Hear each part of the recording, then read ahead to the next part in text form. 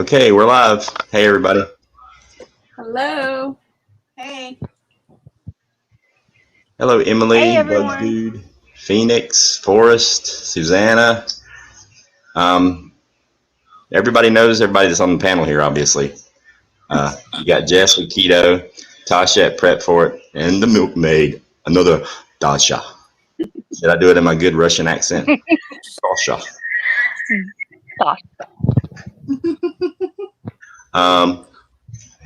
I guess we can wait a few minutes to see if. Let me see if I can copy and paste the link if anybody else wants to come up here. Hey, is Crap. this like all right angle? Yeah. Yeah, you can see everything. Okay. Yeah, I'll get on up here and just be in the external if I need to. Not a big deal. Or if my connection's not real great. There's the link for anybody in the chat if you want to hop up here with us. Come on, get up here. Come on. Just guys, remember, mouths. Be careful on your language. We don't want to get demonetized. Please. Oh yeah. Language. Yeah, definitely. Yeah, because I monetized this thing already. Yeah. While we're waiting for people to jump up, Ghost, do you want to read your disclaimer or let? Yeah. Oh crap! I can't pull it up on my phone. Hang on, I can pull it up right here. Because I got my phone on and that's where I saved it on, so I gotta. Hey, Rip Curl. Hey, Rip. Hi, JH556. Susanna. Emily L. Dude. Crap, Jess, I got it on my phone and I don't want to turn it off because I'm linked in. Do you have it? Can you read it? Yeah, give me a second. I'll pull it up. All right, so the disclaimer of this live is I'm not a professional. None of us are professional canners, and the methods we use may or may not be approved by the FDA. The video is intended for entertainment purposes only. The no-soap method we are using in the video is an example of a non-approved canning method. If you choose to can or preserve food in any way, you should do your own research and understand the risks if food is not handled, prepared, or stored properly. Yes. Thank you very much for that. I have it on my phone, but I don't want to turn the camera off. So, but let's see, we got 18 people. We y'all want to go ahead and you concur? Oh, I'm going to need a blood oath. It's got to be signed in blood, the contract. Oh, let me grab a knife. Rip Curl's here. Hello, Rip. What's going on? JH556, Phoenix, Sheila. Hello. Oh, we got 23 people. Wow. You ready to get started? Ready when you are. This is my first live canning video. I have been canning for a few years. I get very creative in the kitchen when I can. And so far, knock on wood, I've never had a bad batch. I've never had anything go wrong. I've popped 2 lids in the last 3 years, and only one of them popped, or actually just didn't seal when it came out of the canner. The other one popped in transit when I moved all the way from Florida in the back of a U-Haul, which was awesome. But yeah, so I may do it a little bit different. Everybody's going to have like their own little twist on it, obviously. But the cool part, that's one of the reasons why I wanted to do a panel, is because like if I mess up or forget to say something, somebody else will jump in and correct me. Like with my last canning video, when I was corrected because I forgot to tell you to debubble the chicken. You know, I don't know. It's just weird. It's like a simple thing that you just kind of do by habit, but I just forgot to say it and I forgot to video it. But I did do it. I just didn't get it on video. So this is going to be the no soak method. I was going to do it the soak method because that's the way I've always done it. And then Jess brought up a really good point that the no soak method is a whole lot faster. I mean, you're saving yourself hours of prep time. And since I've never done that method before, I'm like, yeah, let's do it that way because I can learn something too. So it's kind of like I'll kind of learn because I sure don't know everything. That's for darn sure. So if everybody has their jars and everything ready, you can see I'm running 2 cameras here. I can come over here and type in chat and then kind of move my phone around to show you guys all the stuff that I'm doing.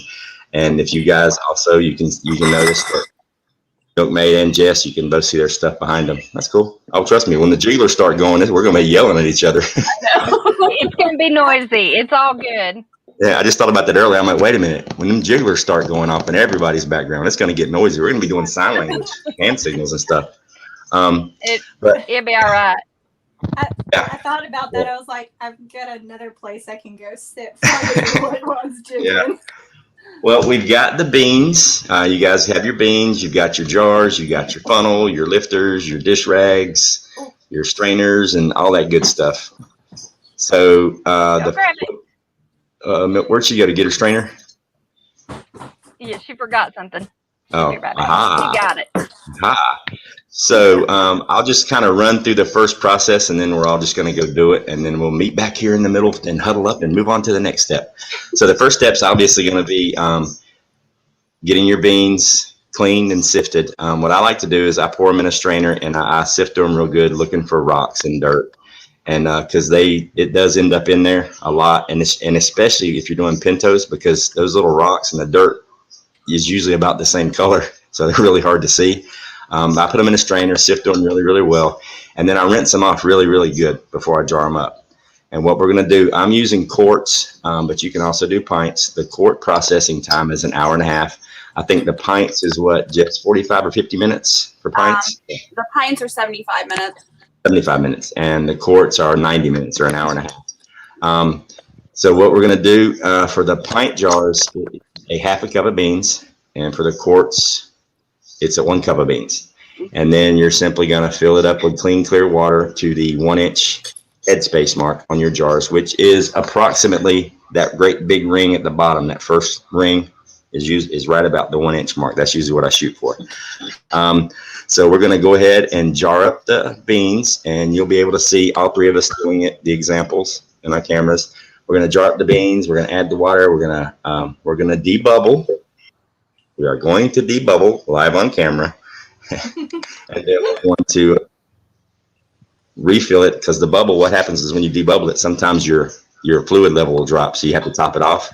Once that's done, we're going to take the lids, put them on there, clean the rims, put the lids on there.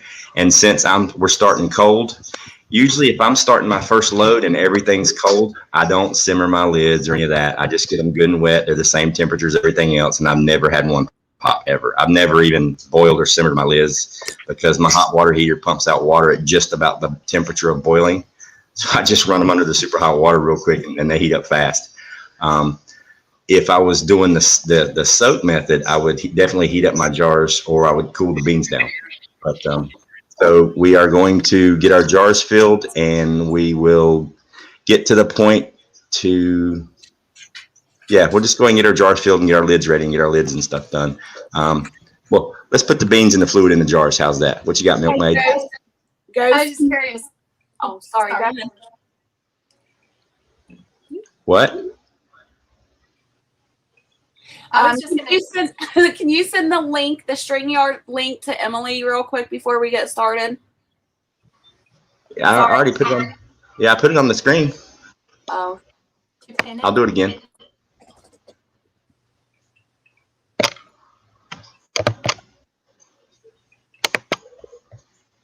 Ghost. At least Did you the yes. may not, but the process is still the same. She's asking if everybody's using the same type of pressure canner. I don't know. Ghost, what type of pressure can you have? The All-American, correct? I have an All-American 921. Okay, and Milkmaid, what kind do you have? All-American. Presto. I think it's a 9.5. And Okay. I have an antique. Mine's a mirror. Ooh. Awesome. Antique. Okay, there's the link again. Wow, this thing's running slow. Okay, there it is. And Milkmaid, what was your question? What was you going to ask? Oh, are we turning the stove on so it can start heating before we put them in? I mean, it's like hot as Hades in here right now. So, like, yeah. I wait until I personally wait until my jars are completely full, and then I turn mine on. But whatever you guys do. Yeah, mine heats up super fast, so I'm just gonna turn mine on right before I stick them in there. But it's each person, each to their own. You know what I mean? Since your jars are cold, your water doesn't need to necessarily be very warm in your pressure canner when you're adding your cooled jars to it. Right. So Yeah, I try to keep everything close to the same temperature. Hey, Hey, Virginia. Virginia. Hey, Virginia. Yeah, Hi, I if you're can't doing see the very hot well, but if you're Yeah, doing the and hot pack method, then you want your water to be hot, your jars to be hot, and your food that's being put in your jars to be hot. yeah. But this way, you're starting out cold, right, Ghost? Yep. I try to have everything as close to the same temperature as possible, within 10 or 15 degrees. Oh, and also everybody in the chat, this is a monetized stream, so let's make sure we're talking like big boys and girls. I don't want to get in trouble yet. Can I also mention another thing, Ghost? Yep. So behind me, wherever I can point, on my canners, I have flour sack cloths, and I use those in the bottom of my canner instead of the rack because I can get more jars in. So just if anybody is wondering, that's what I am doing with the the flour sack cloth. That's a great tip. Hey, are we ready to get started? Ready? yep. All right, let's do it. Go ahead, Kitty. I'm using pints, so that was half a cup, right? Yes. Yeah. Oh, and one other thing, I'm doing cranberry beans and pinto beans. So I'm gonna do them both at the same time because it's the same processing. And I'm doing northern beans or soup beans. I'm doing And there's pinto and kidney. Awesome. As you're sorting your beans, y'all just remember not just to look for foreign objects like dirt and rocks, but also if there's any beans in there that look like they're like not looking so hot, you want to take those out as well. You don't want to have anything that could compromise your food in there.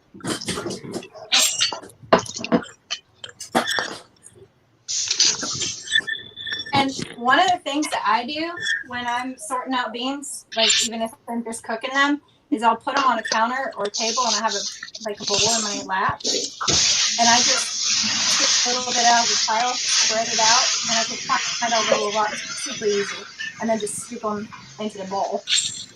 That's what I do too. I just pour out a certain amount, sort through them, scoop the good ones in the bowl, and then I push the trash to the side and then scoop it in the trash can at the end. I think I might move farther. If you're going to away wash from them. jars because it might be loud. Okay. I don't even know if you guys can see that. You're good. We can still see you. So it's a cup of beans for the quarts, yes? Yes. Yes. And a half to the pint. Let me get lined up here. Sheila says cranberry beans are the best. I've never tried them, but now I really want to since everybody's They're saying awesome. how delicious they are. Oh yeah, they're awesome. I had the hunt for that. I'm doing black beans. Oh, yum. My granddaughter loves black beans. I made some refried beans out of black beans one night, and she's always talking about them now. I don't even remember what all I put in there, to be honest. Yeah. Is anybody adding salt to their beans? I do normally. I'm not this time. So I'm not. Question. I can just add in some spices too, yeah? Because I've never actually done beans before. I've done meat and stews, but not beans. Well, now some spices take on a weird flavor, or it's just like overly spiced whenever it kind of blooms the spice in the canning process. So that's up to you, but just keep that in mind. Well, I was thinking like some cumin and maybe some garlic powder. Make them like Mexican black beans. Sounds good. You'll have to let us know how they turn out. Right? Is it okay if I use my chicken broth from the dollar store instead of water? Yeah. Heck yeah. Okay. Yep, because you've got to can your beans for the same amount of time you would meat. So the broth Okay. being in there's fine. Yeah. And are we doing liquid now up to an inch at the rim? I am. I'm just moving along. Okay. Yeah, go ahead. And then don't forget to debubble after you add your liquid to that rim. And how much salt for the quart? Half a teaspoon. Half a teaspoon for the quart. Oh man, That's what he's not much saying. salt. I love salt though. You can always add more after. You can always add more after. Remember.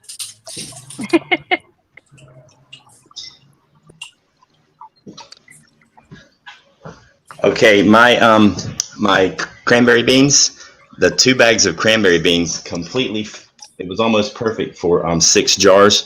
So I'm only going to be canning 6 jars. The 7th jar I'll put in there and just fill it with water to hold the space, because I'm not going to open up a 4-pound bag of beans just to get a cup of beans out of it right now. Understood. And for ghost's sake, let me see if I can do it. Ooh, We'll get the water out of the saw that Berkey. Berkey. Flashing her Berkey. I've got a Berkey as well. Although I wish I'd known that you could do 2 stainless steel pots. It would have saved me a lot of money.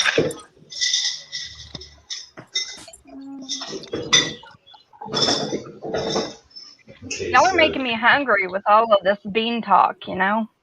Right?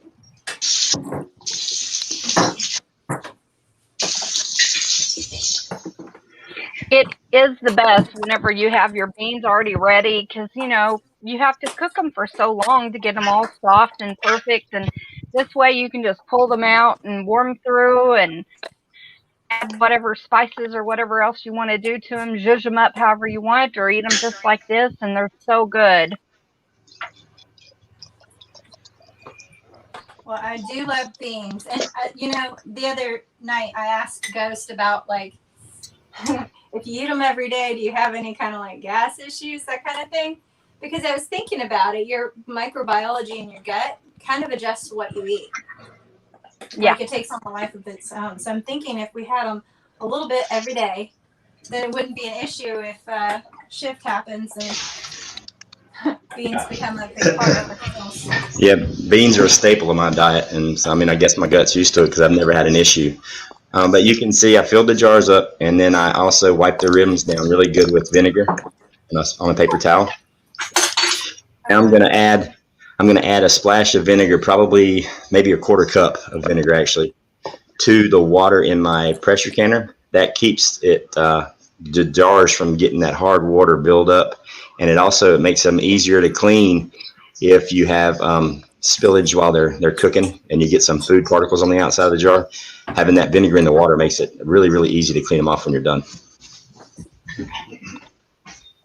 I did How already. much water in the canner? How many inches? I do 2 inches. Okay. I do to like knuckle-ish. I don't measure it. So after Yeah. we vinegar the tops, then we put the lids on? Yeah. You debubble? Yeah. Oh no, let me get a little butter knife to debubble. I'll be right back. You don't want metal in your jar. Okay, I'll get wood or something. Okay. Yeah, can you guys hear that? Should I mute this? It's fine. It's not super loud. Yeah, that's fine.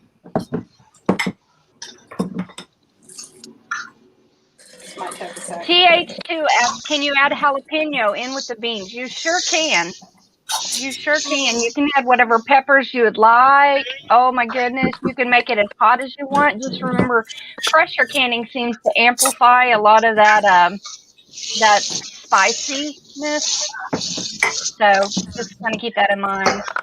One thing I like to do is add meat. I'll put like smoked sausage, stuff like that in there with the beans and process them with it. Yum.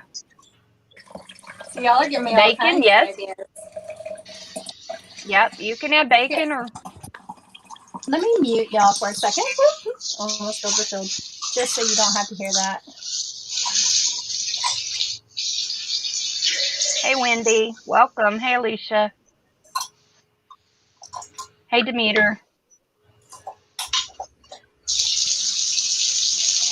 If you have any questions, if you'll type them in all caps, then I can see it better and I'll be able to automatically tell where the questions are.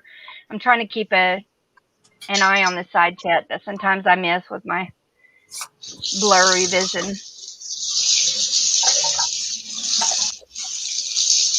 Anybody else putting rings on yet? I'm getting ready to do rings. Do we just lightly tighten them on? Yeah, Whenever you want them finger like tight. this. Yeah, not real hard. Just Okay. you don't want to wrench down on it. You want just the tips of your fingers holding it, and you give it a couple of turns, and when it grabs, you're good. Okay.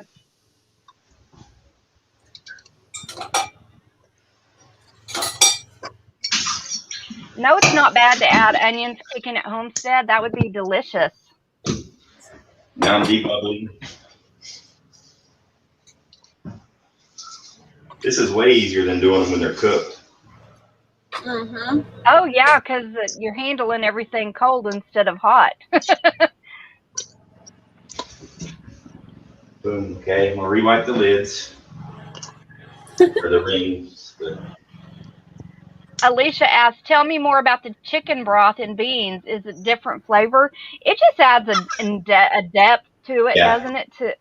I think, you know. It does. It does. Normally I would do chicken broth with these, but I didn't. I mean, since we're doing it this one way, I was just like, I'll just do the water. Hey, Christopher, thanks for coming in.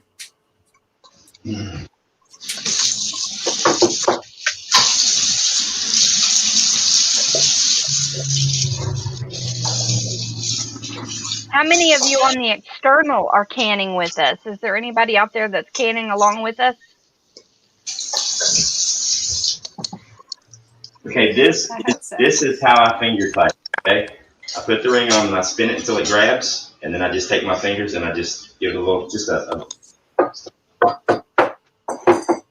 mistake in the beginning. Tiny nut.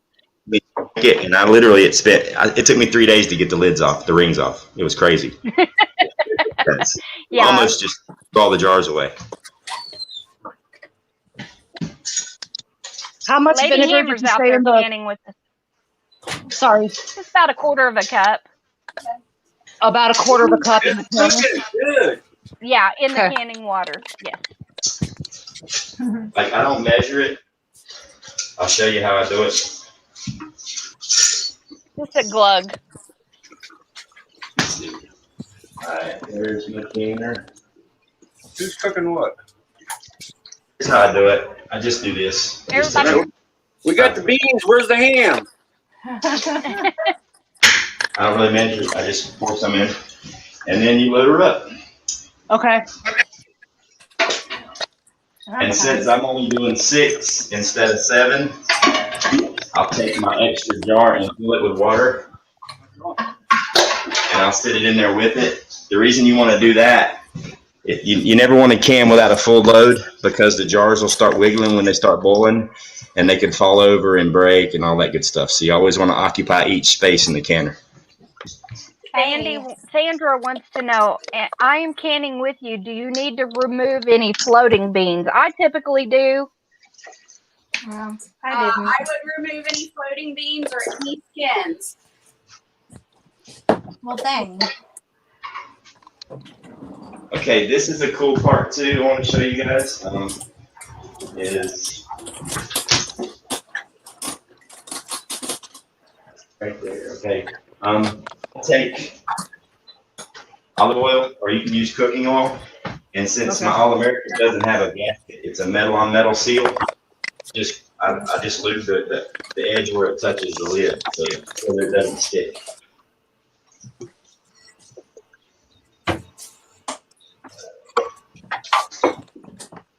So I'm curious, what's the reasoning behind the floating beans being bad?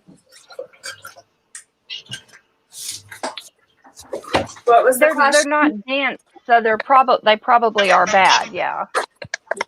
She wanted to know what's the reasoning on the floating beans. How do we know that they're bad? Yeah. Emily says That's just what I've always been taught. That's what I've always been taught, is that any of them that are floating, they're not necessarily good. They're not dense. So it's kind of like a floating egg. You know, it's built up yuck in there, air in there and stuff if it's floating. H2 says hello, Barrett. Oh, And with the All-American, you want to, when you're putting the lid on, you want to tighten opposite toggles. Okay. Somebody is saying it. Phoenix is saying it's hard to see what Ghost is doing. Do what now? Phoenix is saying it's hard to see what you're doing. Oh. Phoenix, are you looking in the center top? Because you can see him more what he's doing in that center top one. He's got two camera angles here. There, that's better. Hey, Ark Wildman. I have 2 questions. So I've got about an inch and a half of water above the rack in the canner. Is that sufficient? Yeah. Okay. Yeah. And then am I oiling both the canner and the lid? No, I just do the canner, the edge of the canner. I just do it a nice little. I've never done the lid before, and it's never stuck on me. And I usually re-oil it about every 4th or 5th load, or every single time if I pull it out to use it. Lady Casca, I've never used vinegar to clean the lids. You just clean the rims of the jars. Yeah, not the lids, just the rim of the jar. Exactly. Because your lids are clean. Yeah. Hi, Firefly. Okay, I'm gonna turn the heat on. Are we all at that point? Yeah, my heat's on. Are you turning it on high? What level of heat do you have it on?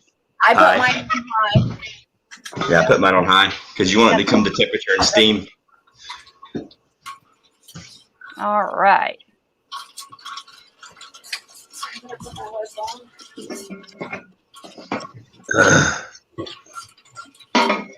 That's nice, Firefly, sitting down by the creek watching.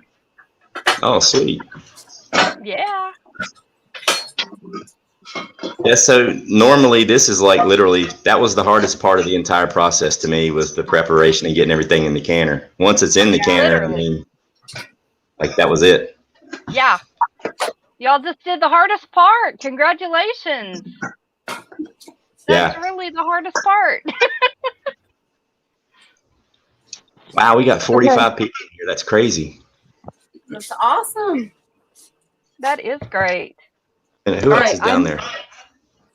Milkmaid. When did the Milkmaid disappear? Oh. I see her down there. I see her. I got her. If your pressure drops to 9.5 for a minute, is it still okay? No, you have to make sure that you're staying at the full pressure or higher. You have to start over with your processing time if you drop below that. Hello, Brenda. Yeah, if you go below 10 psi. Ghost, Virginia had a question. What's up? I'm gonna pause this and figure it out. I'm having trouble getting the lid to fix on. I've never used it and I've got it misthreaded. So I'll be right back. I'm doing pints, so my timing is going to be a few minutes less than you guys. So I'll be a little bit behind, but let me figure this out. Okay. Okay, you're good. Hey, did y'all say hi? Yeah. Okay. Yeah. so who's the beginner? Thanks, HTO Kid. I appreciate that. I'm not sure. Cindy B says she's a canner, but wanted to listen while you were on, Ghost Prepper. Cool. Yeah. Thank you. I can't believe we got 54 people in here. Are you kidding me? Hi, everybody. You'll have to do some more canning lives, Ghost. I know, right? I'm thinking maybe next week we'll do like can some ghee. Ooh. Because everybody's asked about that, and I've never done it before, so it'll be like we'll do it together. Yeah, that'll be a good one. Yeah, I mean, I'm gonna use Rudy's knowledge because he knows everything, so I'm gonna rewatch his video a couple times and then do it. Of course. Okay, so tell them what you're waiting for now. You're waiting for it to get up for steam to steadily start coming out of your pressure canner. I've got. Not just like I'll show you. very steady, strong steam. pink Yeah. screen. Yeah, what you're waiting for is the pressure to come up to 10 psi, and what's going to happen is it's going to start to vent and it's going to make crazy noise. And when it does that for 10 minutes, then you'll put the weighted gauge on there, and then you'll wait for it to come up to pressure and start jiggling, doing what it do. And then you know you're at the correct amount of pressure. And once you get that good steady jiggle, then you set your timer. And then it's an hour and a half for us to sit here and drink. And just Welcome, Cyanide Cupcake. Demeter Solis, hello. Brenda, ghee, okay, ghee it is. I've got about 18 pounds of butter in the fridge. I already planned on doing it. Might as well do it live. LTJ Mini Homestead, hello. I'm your Huckleberry. Welcome. Okay, so you I said love to his avatar. screw these on opposite. So I've got this Yeah. one, so I need to go over here. Yep. And you don't want to Exactly. crank them down super, super tight. You want to crank them down a little bit. And then once you get them all halfway tight, then go back and crank down on them. It's kind of Like a like when you're tire. changing a tire and you're doing the lug Yeah. nuts up. Yeah, because if you do one at a time and you go in a circle and you get them real tight, then the opposite end of the lid won't seat right. So you want to do it as level as possible. Hello, Forest Exactly. Monster. Secret prepper. I also go and kind of look around the edge to see if it's kind Yeah. of evenly cranked. Yeah. Yeah. Okay, I don't know if I'm shut right. They all have the American canners. Uh-huh. Is that shut right? Yeah, if they're tight, if you can crank down on them, it looks good. Yeah. I mean, if the gap's Okay. pretty close, if the gap all the way around it is symmetrical, you should be okay. Okay. Speaking of which, I'm gonna check. But you'll know when it gets up to pressure because it'll be blowing steam out of the side. Okay. I did have that happen once. Yeah. Hello, Harvest Mary Moon. Harvest Mary Moon, Farmer's Son. Hello. Art Wildman, what's going on? Uh-oh, Firefly Farm's coming up. Hi, Did y'all- Rhea or Ray. Did y'all see Ark Wildman's mulberry video? I didn't. Not yet. Yeah. You should see it. He's got an excellent point about squirrels. Hmm. Not the squirrels. Okay.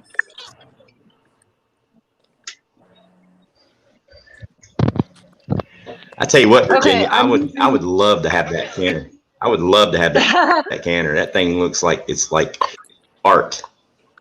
I've Ancient. got That's an, badass. I believe it's a that's awesome. 915. And I'm using I can't see what you can see, but I'm using a boiler outside that's hooked, Yeah. it's hooked up to propane. Oh yeah. And so hopefully I'll have eyebrows when we're done. All right, Virginia, take the weight off for now. You don't have the Take weight the weight on off? just yet. Okay. Yeah. No, the weight doesn't go in there. All right. All right. So I've got fire under the pot. Awesome. If I turn that light off. Let's see. Thank you, TA, Yeah, you guys- for noticing that. If you guys like this stuff, Sorry, go ahead, if you guys. guys like this stuff, subscribe and we'll do it every week. I don't care. I That'd be fun. have fun doing it. I am curious. Yeah, Virginia, and I'm a big old dude. I don't care. I like the can. Have you ever canned before, Virginia? I've only done water bathing. And I just got this canner and I had to buy replacement parts for it because it was vintage because you can't get them new. So at what point do I put this weight on? How do I know? Oh, you'll know when it starts spewing steam. When it starts spewing steam out of the top, you let it vent for 10 minutes and then you put the weight on. Okay. Exactly. What about you, Milkmaid? What? Is Have this my you first touched- time? Have you- Yeah. Yeah, I have. Oh, okay. My first time was actually like Virginia. I did it on a camping stove outside. Oh, okay. Propane. Awesome. I wasn't Yeah. So allowed. if you guys like this stream, I'll put up a Maybe we'll do like a weekly voting thing where I'll put up a thing in the community page and let everybody kind of vote on what they want to can next, and we'll just let them choose. Yeah, I that mean, would don't be do fun. nothing exotic like kangaroo or something. I don't have any kangaroo around here. There's a lot of cherries out there. Yeah.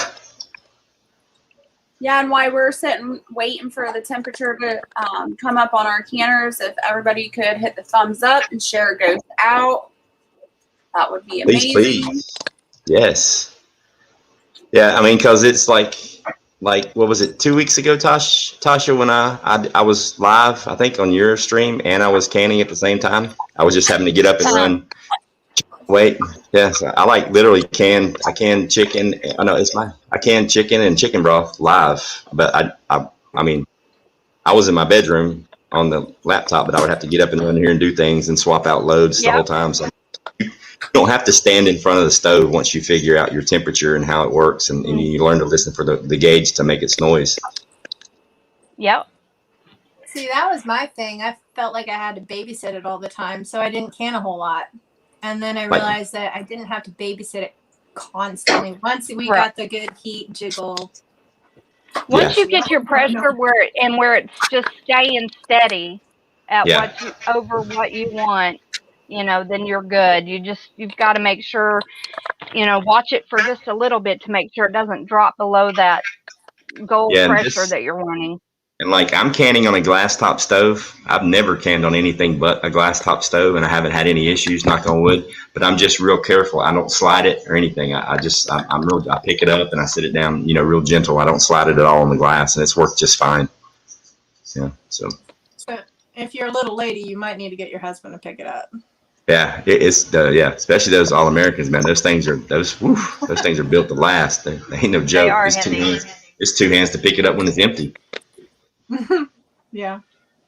But yeah, Ronan, like, we're I'm happy lucky to do this. Yeah, like with my stove, like mine will be up to temperature and stabilize in about 20 minutes. Like it rocks fast. I'm like, sweet. Now the other stove at my old house, it wasn't like that. I would have to every 5 or 10 minutes. I was bringing it down a little bit. But this thing it ain't no joke. It's got a double burner. Like it's a huge area, but it has a double burner, so it's pretty cool. Awesome. Bioxo says to can haggis. I'm gonna can some Hassenpfeffer in a few months. Hassenpfeffer. I need to go kill a fly. Okay. She needs that Venus flytrap thing Virginia's got. I know, that was pretty awesome. Hey, Shane. Yeah, Thanks, Firefly. I appreciate that. Yeah, it was just a weird idea. I was like, you know what? Well, let's just do it live. Yeah, because everybody's asking questions. I'm like, instead of me having to type and video and edit, I'm like, let's just go live. I just think it's awesome because the people that have been so worried about doing it and just not, so intimidated that they won't take that first step. Once you get past that, you realize how easy it is. And I think that, that's good. It helps us encourage each other and helps us, to move forward and in our preparedness, and not just preparedness, but just self-sufficiency, Yeah. Thank you, Harvest Mary Moon. I appreciate it. That's a sweet comment. I forgot I can put stuff up here. I forgot this is my live stream. I'm in charge. I can put things up. I'm so preoccupied. It's like, there it is. Sorry, I'm always on the hunt for flies because there's so many cracks and crevices in this house. And I got animals, so they're part of life. I hear you. You want to see me can a little jar and a big jar. I don't even know how that will work out.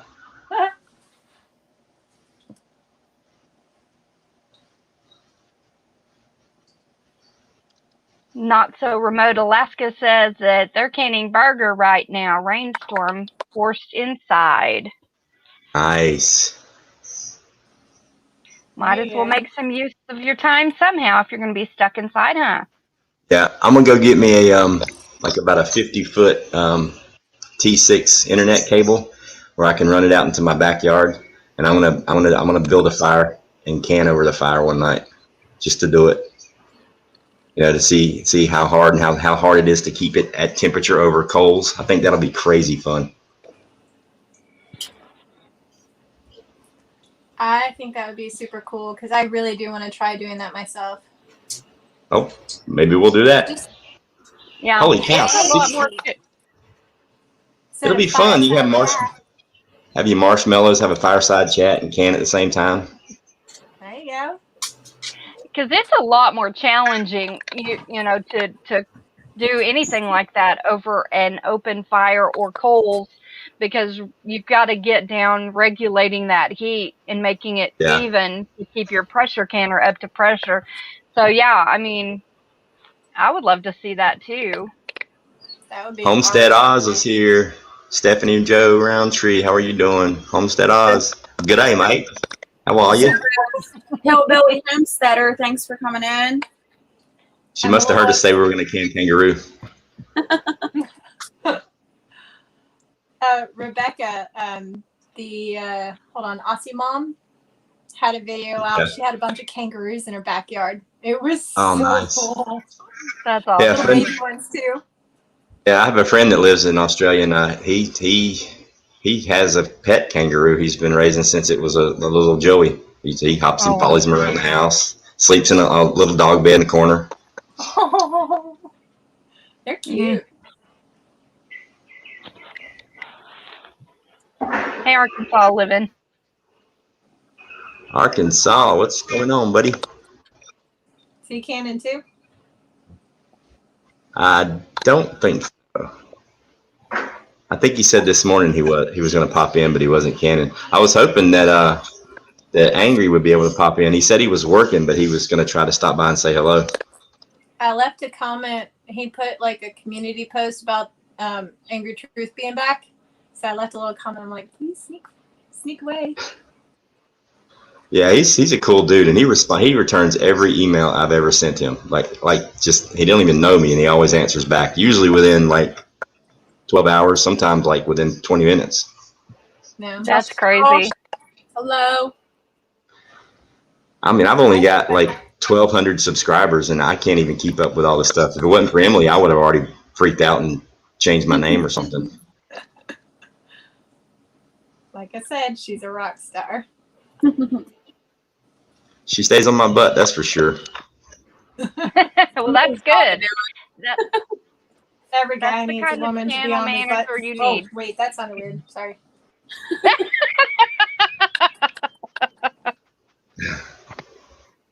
That was unintentional. I'm sorry. Just Josh is in here. What's going on, Josh? Hey, Josh. Hey, Stephanie. Glad you could join us. Whoa, we broke the 60 mark. We're at 61 people in here. Wow. I figured it'd be like 12 people maybe. Or just us. If this was Hey, in like Laura. real life, I wouldn't be able to talk. I'd clam up and like want to sink into a corner. It just makes it different whenever you're only staring at, 3 other windows or 4 other windows than seeing all the faces out there. Yeah. Right? I used to substitute teach at DOD schools, and I would get nervous getting up in front of the class of like third graders. Yeah, that's what I do, or actually that's what I was doing. I only had 1 semester left to get my degree in middle grade science, but I've done a lot of substitute teaching, and I've done all my practicums and all that stuff. But yeah, it was like the first time in front of the class. Yeah. Man, I'm glad I had Buddy, because I was like fixing to have one of those episodes, and he locked it down, and the teacher's like, "Wow, did he just do?" I'm like, "Yep, that's what he does." It's pretty cool. 65 people, holy cow! Ghost is popular. Well, Milkmaid, I don't blame you for being intimidated in front of third graders. They see right through your soul. I mean, they see every little fear you have. Oh yeah. But like they first wanted me, like at school they were like, we're probably going to put you in the high school teaching program. I'm like, all right, cool. And I went and did my first practicums in high school. I came back. I said, you might as well go ahead and change that right now. They go, well, I said, there's no way I'm teaching high school. Why not? I said, I can't do it. I will catch a charge. I would be in jail. There's no way I'm doing high school. Like, well, you want to do elementary? I'm like, nope, they're still eating crayons. Give me middle school. I subbed once at a high school, like, because on post you had like a bunch of different, you had the elementary schools and then the high school. Right. And usually I worked with the little kids, but I subbed once when they were short in the high school, and I'm like looking up at these kids. I'm like, this is freaking intimidating. I can boss around a kindergartner, but I can't boss around a high schooler. Well, usually, I mean, the elementary kids, they're still chewing on crayons and stuff. The high school kids have already decided if they're going to be, a future convict or work at McDonald's. They've already made up their mind what they're going to do.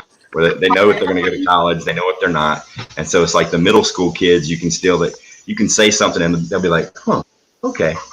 And you can kind of get their attention and kind of steer them in the direction you want them to go in. I see you down there. My computer is just running real slow, Virginia. I'm trying to get you up here. Yeah, it's breaking up a bit. I don't know on my end.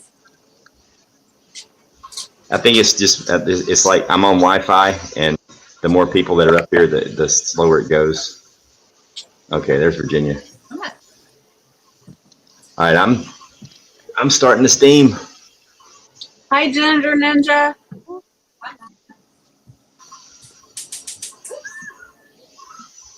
I have steam also. So we're waiting for a 10-minute mark, or just for steam? Do I put this jiggler on? Or? You're waiting for it to be a hard steam. You'll know when it can't steam any higher of a pressure. That's when you put the jiggler on. Like, I'll show you a picture of it. Okay. I have no steam yet. Yeah, that's cool. My burner is like my burner is supercharged. Like the one burner on my stove equals like 2 normal burners. I'll show you a picture of it when I'm done. It's massive. It's like the whole thing, it glows red. I'm using a huge propane stove, so I feel like I'm going to build up a little faster. I mean, this thing is fire, Yeah. Yeah, you're going to have to watch your pressure really close. Okay. My thing is, like, it's supposed to be a supercharged little, like, that's a big one, but it's not impressing me right now. It'll get there. It's getting close. I bet you it's getting close. 66 people. We're almost at 70. Nice. That's crazy. Cool. Hey, everybody. The most I've ever had, I think, in any of my live streams was 77, and I think that was the other night. I think that's the most I've ever had. Maybe. How fun was that when you're fixing your computer? I can't see the chat, so anyone that's come in or said hello, I can't see you, but hello to everybody that's here. Yes, Laura, Ghost turned it on high. Everybody's canners are on high right now. Mm-hmm. Like the point of right now is just to build up pressure so you can put the weight on. So you crank it to high and get it there as fast as you can, and then you can do it at a lower speed if you want to, but you'll be in the kitchen all night.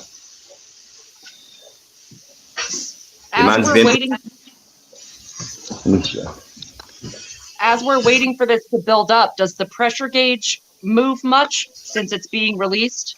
Since the pressure's being released? Mine's already up almost 5 psi, and I've been venting for a good 10 minutes. You're welcome, Laura.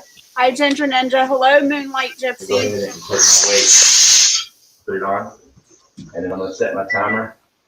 No, I'm sorry. I put my weight on, and then I'll wait for it to get up to 10 psi. This will start doing what it does. Then I set my timer. How's yours, Jess? Mine's still coming up to pressure. I'm not steaming yet. Okay, good. I'm not alone. No. Yeah, no, I love this stove. When I first moved in and did my first batch, I was like, wow. Because usually the getting up the pressure part takes the longest. With this stove, it's like half the time. Like I can for real boil water in like about a minute. Wow. That's awesome. Ronnie says, I bought a pressure canner old school. I just haven't used it yet. I probably watched the replay. What kind of pressure canner do you have? Because mine's really old too. Mine's a mirror. I was gifted it from my mother-in-law, and then I actually went to a Goodwill and picked up an exact same one but smaller. It's okay, Susanna. Just because they're old doesn't mean they don't work. Yeah, mine is old. I got mine on eBay. I have no idea how old it is because it didn't come with any paperwork. So I bought a new jiggler. I bought a new gauge. I bought the rack for the bottom. And I mean, it's so sturdy. This thing is probably 30 or 40 years old. I believe it's something around like the 915 probably. But I have full confidence that it's going to be fine because it's so well made that even though it's old, you know, for something like this, for other ones, I can't speak for it, but. Yeah, F home to C. I'm canning on an electric glass top right now. Moon phase, I'm canning northern beans or soup beans, whatever you prefer calling them. Pepper Tribe just jumped in. Hello. What's Hello? up, Tribe? Tribe. Hey, Ma Berry. Saw you said hi a minute ago. I didn't want to interrupt anyone. All right, here we go. I'm fixing my jiggler's starting to do his thing. All right. Okay, so jiggler's on then. Not yet. If you don't have your steam, is your steam completely built, Virginia? Almost got my timer. Is that enough steam? Oh yeah. You want it? It's Hour and a still, half. see how it's still kind of sputtering? It's not like staying a hard stream of steam yet. Yeah. Like it's not staying shooting up hard. Okay. So it's kind of jumping a little bit. Wait until it gets a real steady stream and then time it for 10 minutes before you put your weight on there. Okay. And then let it build up. Then let it build up to your 10 pounds of pressure. Okay. Roger that. You want it to look like a tornado, basically. Yes. I mean, you want it looking like a steam kettle where it's just staying like a real hard stream, not like have any break in the steam at all. Okay. I think I'm going to turn my camera off for a sec. I got to go do something. You're welcome, Ronnie.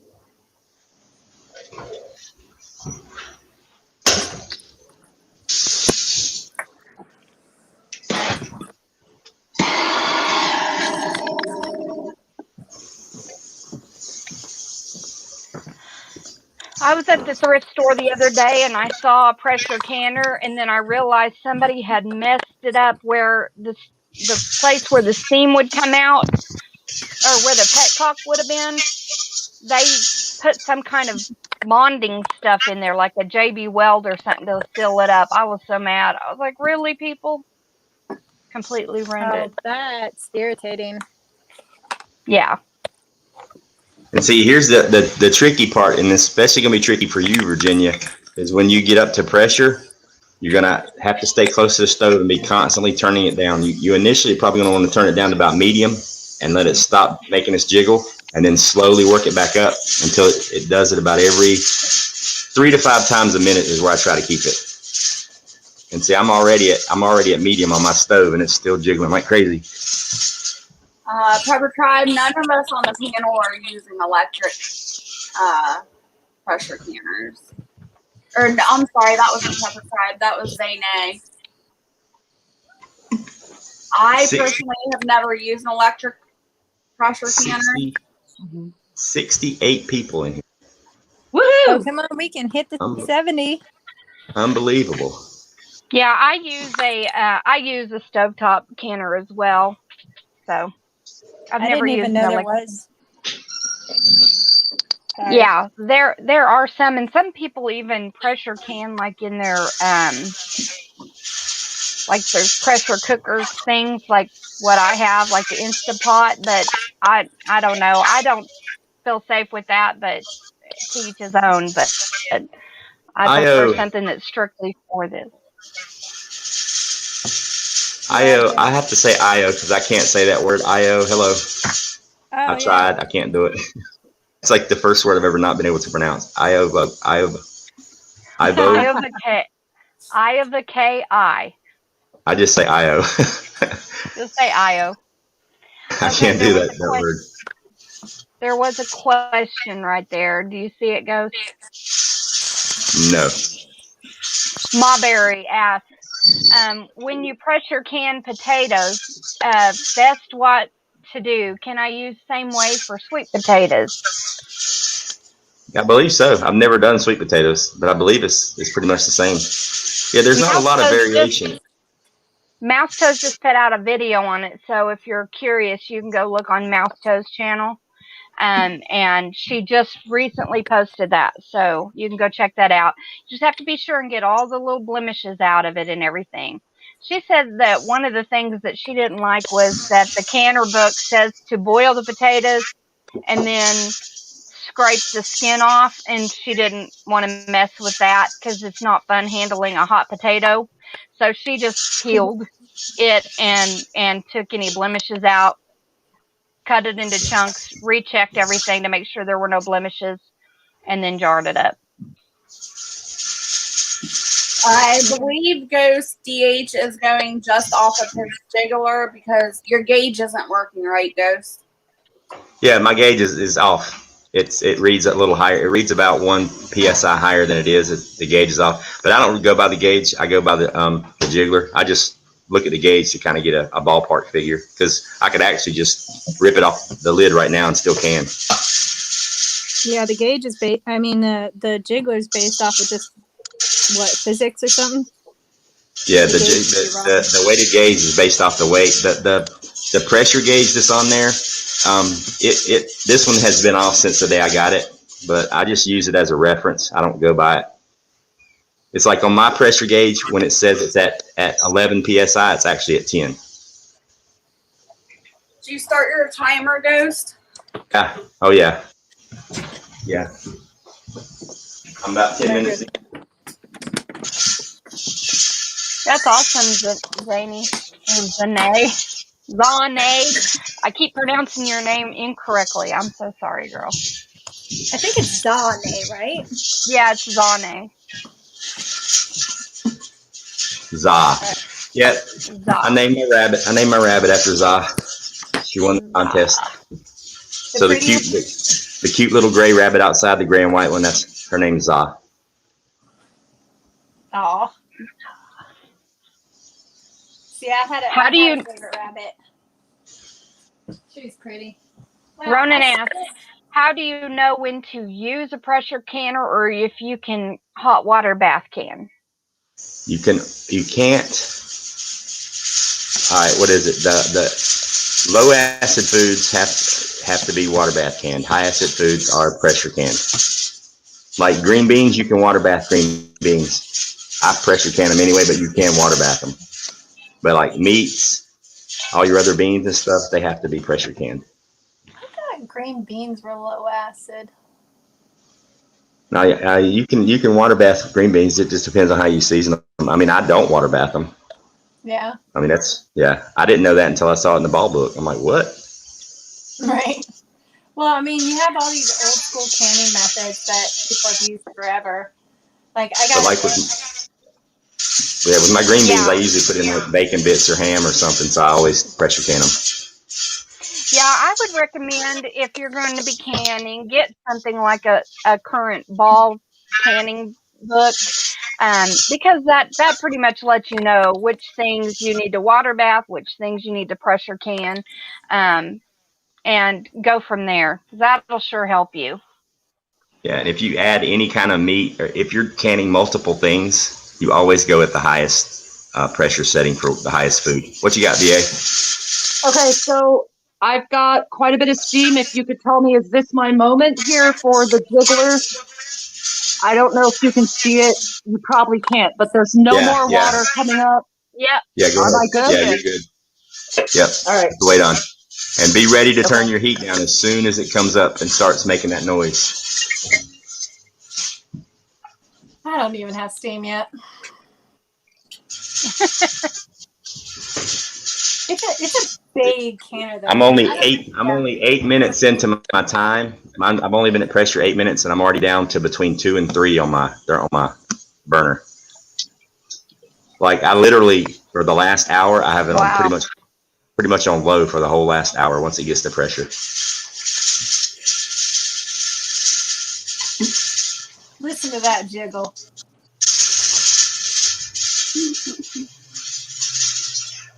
Yeah, Virginia, as soon as that thing starts making a racket, that's when you want to turn your heat down. And you're using the open flame, so you want to go kind of aggressive, but not crazy.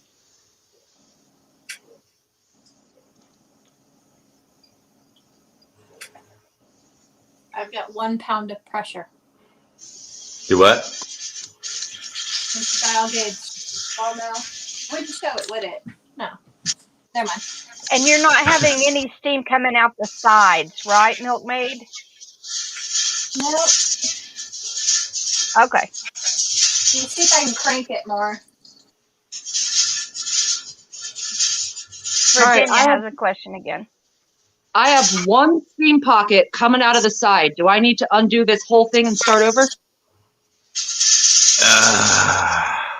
So If you it's see blowing right out the here? side, yeah.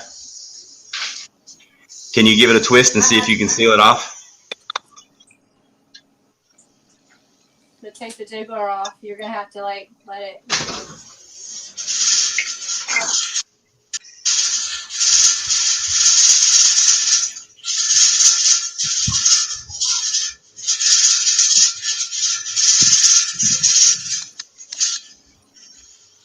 Yeah, if you've got a leak, then it's not going to hold pressure. You may have a bad seal. You may have a bad seal on there. Okay. Yeah, that'd So be dangerous. I'm gonna work on this and I'll be back. Hey, Virginia. Yeah. If you put that weighted gauge on there and it starts to build up pressure, don't ever yank it off like that. It'll violently decompress. Okay. Yeah. Well, all right. I gotta fix this. I do have steam coming out the side. I'm gonna fix this and I'll be back. Okay. On that point, my canner, one of the things that drives me nuts is that after I'm done canning, I've done my time, all that stuff. The cool down phase, I don't know if because it's so freaking huge or what it is, but I can literally last hours. Like it will take hours for it to come back down off of pressure. And you're not supposed to like tap your jiggler and get trust me, I'm itching to, but like you're not supposed to tap it, let the pressure release faster than it's supposed to. But I've gone where I've actually I gave up and went to bed and took the fans out in the morning because it would not come down fast enough.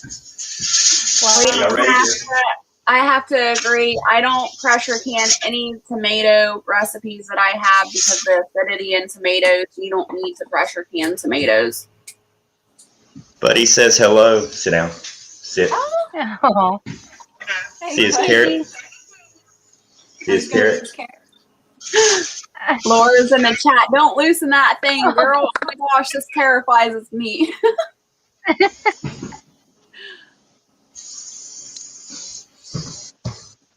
He's a cutie. He's something else. Every night around 9 o'clock, he gets a carrot. That's his treat. That's his dessert. Hello, Japheth. How are you doing? Montberry, I've always pre-soaked mine, so I can't tell you what's a better method. I know that the pre-soaking is the approved method, but so you have to use your own discernment in that.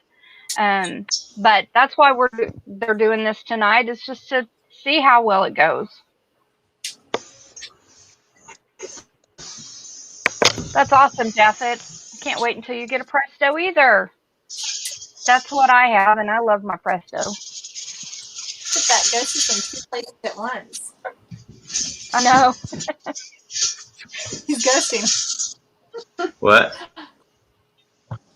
One of your cameras lagged, and it looked like there were 2 of you moving in different places. Susanna, where are you located? Depending on the pressure, depends on where you are located. Yeah, it You're depends below what 1,000 level feet. of Yeah, if you're below 1,000 feet in elevation, it's 10 psi. If you're above that, it's 15. If you're like at or below sea level, I think it's 5. Correct? I think. I'm at 800 something. Are we going to see Ghost Prepper do the jiggler dance? No, there's no room in the kitchen, Joe. It's tiny, tiny, tiny kitchen. Oh, whatever. So tiny. Whatever. And no yoga pants. We're disappointed. Yeah. Hey, I've got some TikTok pants I can send you, Ghost. Okey-dokey. What's that one brand that's like the leggings? It's like it started with an L, not Lululemon. It was something else. Super comfortable. Holy cow. Y'all are missing out. Y'all guys.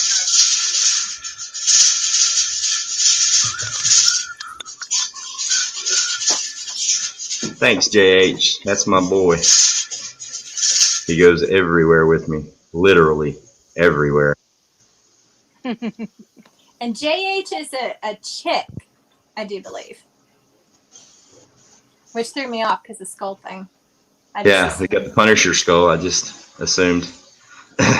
Susanna is asking what pressure canners we're using. I'm using a Mirror pressure canner.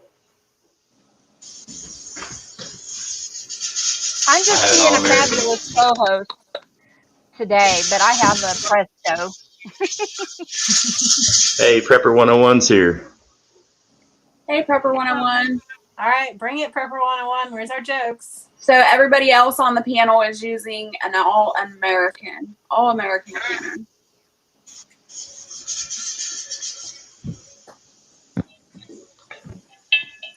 And I'm still drinking Pepsi. I'm not. Japheth asked, there's more pressure the lower you go, or am I wrong on that? Something to that effect. No, it'll be higher. Like 15 psi is higher than 10. I'm at 10 psi. So if you're in Denver, Colorado, you're canning at 15 psi. If you're in New Orleans, you're at 5. That's how that works. I had to look up the whole reasoning behind that because I'm a why asker. I want to know why. Why? It's because of the pressure, the way the environment, the pressure, it makes water boil at different temperatures. It's like when you see pictures of submarines underwater and you see all the bubbles coming off the thing on the back. That water is actually boiling. It's not air bubbles. It's boiling water. But it's even at like 20-degree water temperature, it's actually boiling because of the pressure created when the prop spins. Makes sense. That's crazy. If you think about it. Ghost Prepper, what's the pressure in my mother-in-law mom's basement? I don't know, brother. Does she ever let you out of the basement, or do you have her locked in the basement? I sent Prepper 101 a mother-in-law joke, and he didn't see it, and I thought it was kind of funny. What is it? Tell us. What? Oh, Tell us. I can't remember. It was something like she was going to cross the street, and the car was about to hit her, and I went to shout, "Watch out!" I think it was something like that, and then I decided not to because it was his mother. Something stupid, like. Oh, Mad Shad's in here. Lady Hammer, what? My pressure's down to 0. If your pressure is all the way down to 0, I'd still let it sit for a minute or two and make sure it's completely at 0, and then slowly take the weight off, and then let it sit for another 10 minutes before you take the lid off. Hey, Mad Shad. Greetings Hi, from Mad the kitchen. Shad.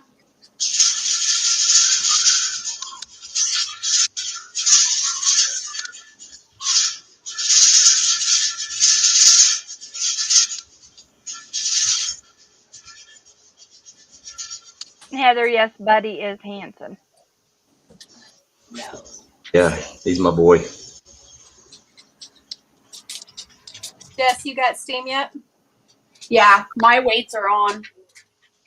I'm just waiting for my time now. I'm Still not. Milkmaid, still not, huh?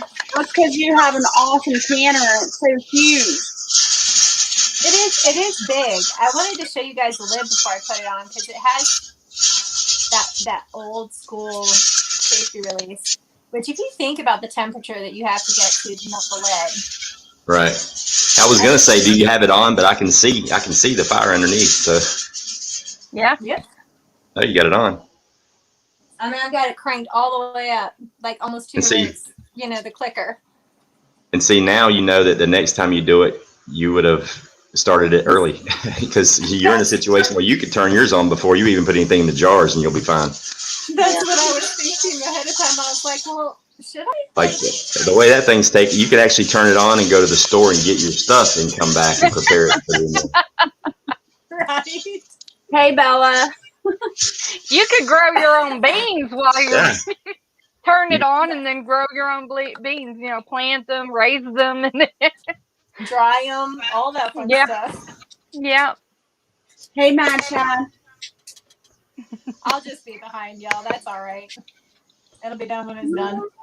It's I all got a good. nap so that I could actually stay up late tonight. Because normally this is like what 9. I'm generally heading to bed at this time. Susanna says, "Okay, it's at pressure. Now what?" All right, if you're at pressure and it's venting, if it's been venting for 10 minutes, blowing steam out for a good solid 10 minutes, then you put your weight on. And then you wait for it to start making that noise, and then you turn the heat down. And you want it to jiggle and make that noise about 3 to 5 times a minute. That's what I try to do. But you build it up to however many pounds of pressure for your area, right? Right. Before you turn on your timer. Right. Yeah. Once you get the timer, and then once you put the weight on, you let it come up to pressure, and then you turn it down. Okay. So I think Susanna's saying she's at pressure. If you're at pressure, then turn your timer on and start reducing the heat. You just want to keep it at or above pressure. So you Yeah. can reduce the heat until it looks like it's going to try to drop down from that, and you want to keep that above that. Right. You want to hear it jiggle at least 3 to 5 times a minute. I do it. You want 3 times a minute, 5 times a minute, right around there. Hey, Nina. Hey, Gary. We're canning beans, various kinds of beans tonight.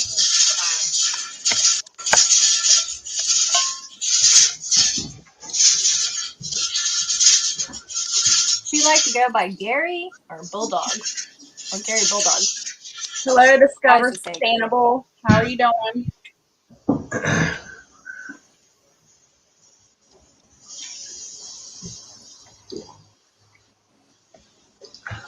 Man, I've got Jiggler on me right now.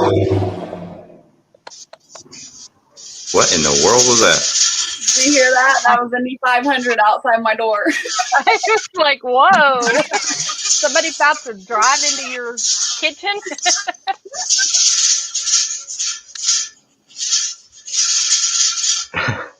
Prepper 101, you're something. Hello, Discover Sustainable, Q Kitchen and Beyond. Hello. Oh, hi, Q. Hey, Tasha.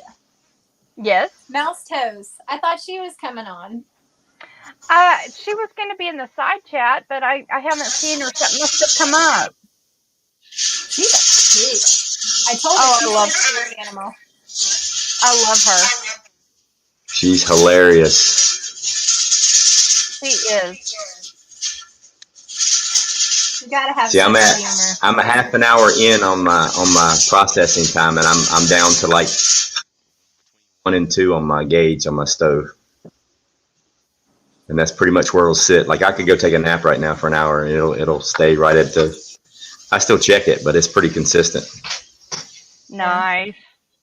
Laura, thank you so much for playing my master playlist. She was helping get my watch hours up. Thank you, Laura. Well, Laura rocks. I'd say it's getting hot, huh? I was like, that was dumb. Yeah, finally got steam. Yay! Yeah, she went over and stuck her hand over it and got a little steam burnt. Yeah, don't do that. Oh man, y'all are chopping up. It's probably mine. And it was funny because it burnt her and she looked at the camera. She was hoping wasn't nobody watching, but I was watching. We're watching you. It's true. She was like, this is what she did. She was like this. Watch, she went.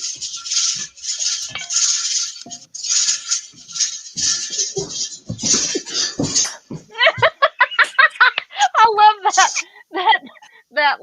swagger walk that you did, nonchalant style, back to your Yeah, chair. she was trying to play it off. Help me.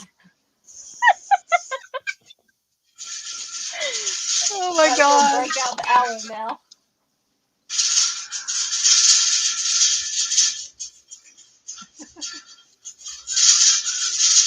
Wow. Yeah. Hey, Noreen. Hello, Noreen, you Noreen. can do it. Bella. Yeah, Lady Hammer, hang on. I'll post the link. Or Emily can, well, you can't, can you?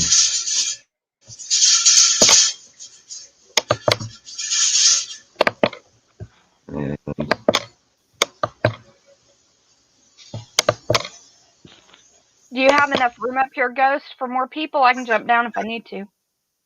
No, we should be good. I mean, Okay. I'm lagging, but. My teenage son just came and made fun of me. Come on up, Lady Hammer. Hey, Bella.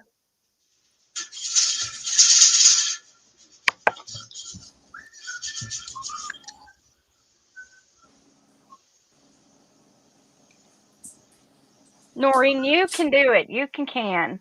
You can do it. I have faith. I have faith in you, woman. What's that one that Shia LaBeouf, that, however you say his name, he's like, just do it. Just do it. My husband had that Redneck. as an alarm clock for a while. I am, Still have Japhet. like an hour left, I think. Yeah, I am, Japhet Methuselah. This may end up being at least a twice a month deal, doing the live streams, but I'm going to do a whole complete. It's like, even though I'm doing beans now, I'm going to do a video on it and upload a video of it step by step as well. Yeah, I think that'd be good too. Because if you watch through it and you realize you missed a step, you can go back and add it in between if you need to. Yeah. Where'd you go, Lady Hammer?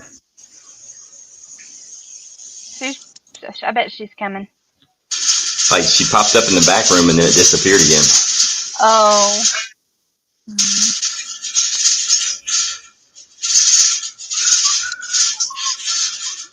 LJD Mini Homestead says, at Ghost, you want a slow, steady hula dance, not rapid crazy. Right. Right. I Yeah. forgot I was muted. Yeah, we're not twerking, we're jiggling here. Zaynab was asking what everybody's canning, pints or quarts. I'm canning pints. I'm doing quarts. Oh, we got funnels. There you go. Problem is, like, I don't know about y'all, but I have a hard time seeing the steam funnel if the background is white.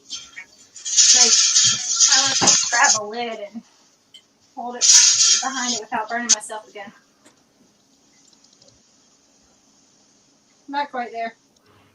And it's Pepsi, guys. It's 9:18, and now I'm going to have my first alcoholic adult beverage. Ghost is a good boy. All right, Japhet has a question. I'm guessing this stuff gets so hot it cooks the food also. Can you hard boil eggs in the jars? Are you canning them? You can't do eggs. Yeah. Well, I guess I'm the only rebel because I can eggs. You can do eggs? I was told you couldn't. Does it work? Yeah, it works. Well, I'm going to have to try it.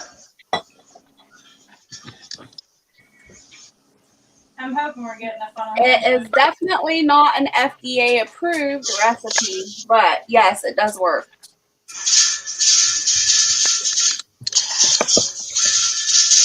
I wonder about the FDA stuff. Like, I read up on how they make their the USDA makes their guidelines, and they have such stringent testing. And I think the reasoning behind that is that they don't want to put out guidelines, and then for some reason it goes bad.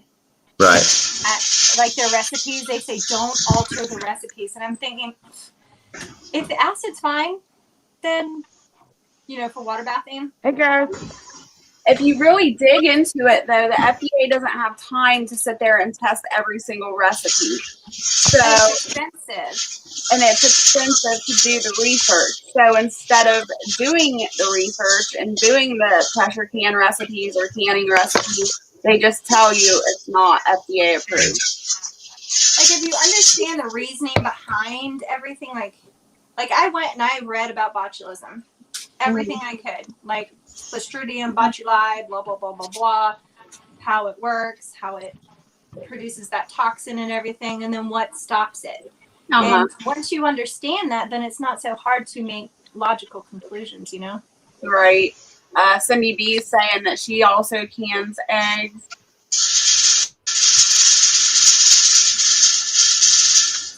I'm sorry, Lady Hammer. My connection's really lagging here for some reason. I can see you backstage, and I've got you pulled up on the screen, but it shows me that you're still loading. Can you guys see her?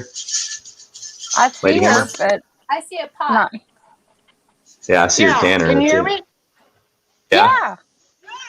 Can you hear me? Yeah. Yep. Okay. Here's my pot. I think I'm ready to take the thingy off. Yeah. If it's down to 0. Yeah. Yeah, just you can slowly start taking the thingy off. It may still have a little bit of pressure, but it won't be much. We are almost a steady funnel. Almost. Oh, no pressure. It came off. Cool. Yeah, just let it sit for about 10 minutes, and then you can open it up and pull the stuff out. Backwoods 10 minutes? just popped in. Hello. Hey, Backwoods. Backwoods gave you a super chat, Ghost. What? What's in here? Thanks, brother. I appreciate that. Hey, buddy. I wonder why I can't see any of it. Is he in his she shed still? Did Probably. you accidentally click in on the private chat instead of on the regular comments? No, I'm in the comment section, but it's not. My thing's just going super slow is all. Yeah.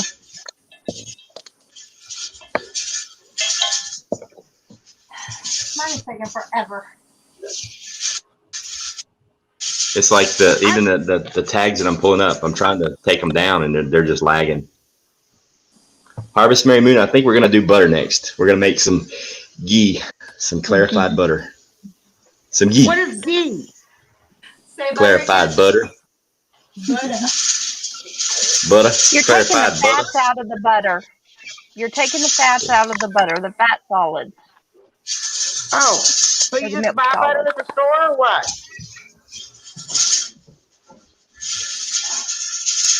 Yeah, you buy it and then you melt it down and you take the, you let it cook for a while, don't you? And you take the solids out of it. You let it go for a while on really, really low heat, and all the milk solids will settle out of it, and it'll clarify. Okay. Like that cool. stuff there. Ooh, that looks like some good butter. That's some good butter. Butter. Yes. That was from my cow. What? That's some good butter. Ghee is better butter.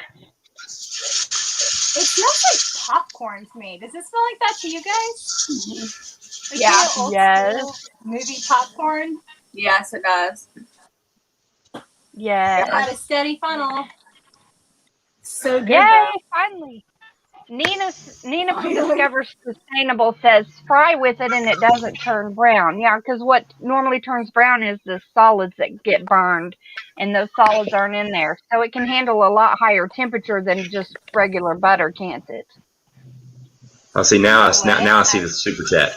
The super chat just hit my end. Thanks, Backwoods. I appreciate it, man. Yeah, this thing, I'm really lagging. So if it kicks me off for some reason, y'all hang tight. I'll just switch over to my phone. Okay, we're here. We'll be here. Hey, have y'all ever used the solids like at the end when you're making the ghee and you've got the solids on the bottom? Have you ever used them for anything? Because I saved them and then I forgot about it and it sat in the fridge for like 3 weeks. I've never canned butter. It'll be my first time when we do it here live. I've never done it before. Yeah, I've never made ghee, so I couldn't tell you. Yeah, I've never saved it for anything. Well, I know. I thought, think Rudy said something about doing something with it like bacon or something. He made something out of it. And there's a couple people that I've heard do something with it. They use it in their cooking. I thought about it, and like in a pan of green beans, like in the skillet, maybe throwing that in. Yeah. That'd be tasty. Go, Chop up some Sandra is garlic. saying. Sandra has a canning question here. Steam is coming out of the cover lock, but now not quite out of the vent yet. Is that normal? The only place steam should be coming out is out of the vent. If it's coming out of your connection or your lid, you've got a bad seal. And if that's what's happening, you need to go ahead and turn the heat off and let it come back down to 0. Take the lid off and see if you can figure out why it's not sealing. But I wouldn't attempt to pressure anything in there if you don't have a good seal. Yeah, not You can feed the whey to your. Can't you feed the whey to your hogs or chickens or something like that? I don't know. I've never raised chickens, so I don't know. But I know you could feed it to your hogs. What, the solids? Yeah. Gosh, they'll eat anything. Well, the solids isn't the same thing as whey. Okay. Somebody said that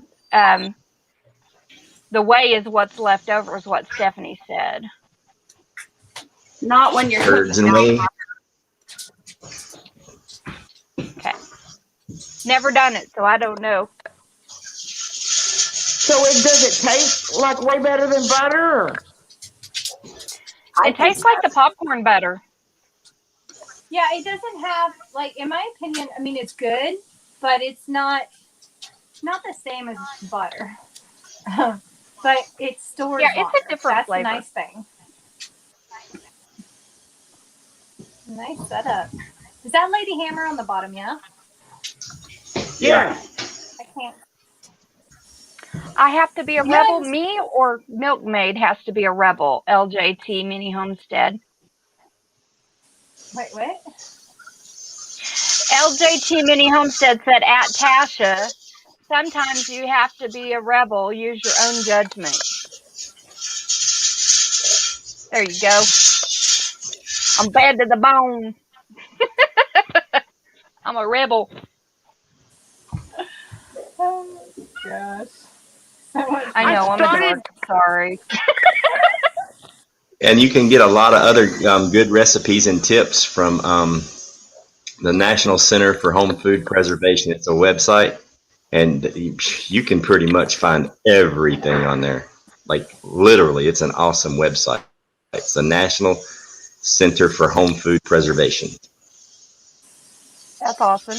And you can also typically contact your county extension. Yeah. Your county extension office as well, and they can help you a lot with that as well. If you can get a hold of them, I've been trying for a while now. Yeah, that's been a little rough around here too. I think a lot of that stuff is kind of fallen by the wayside here lately. I think my county extension people are stupid. Sometimes. They may very well be, Lady Hammer. I mean, I know them personally, and they're kind of stupid. This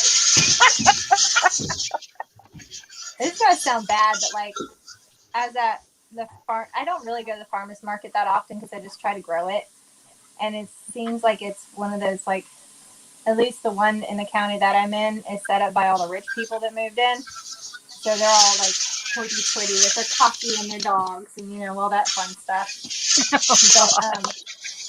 I started talking to one of the people at the Master Gardeners, and I was talking to them, and all they wanted to do was flowers, like no food. It makes no sense. You need flowers. I mean, flowers are good. I grow flowers, but What? Backwoods got a Berkey? Nice. Lady Hammer, how long did you pressure can your stuff for? Can you hear me? Yeah. Yeah.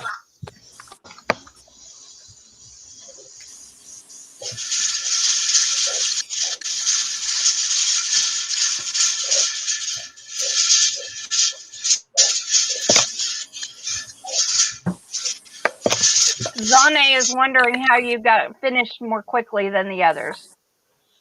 Who, me? Or oh Lady no, Hammer. she No, Lady Hammer. started way before we did. Oh, she did? Oh, okay. She started before us. Susanna. But She couldn't wait. She couldn't wait. She just got excited and just she's like, whatever. I'm starting right now.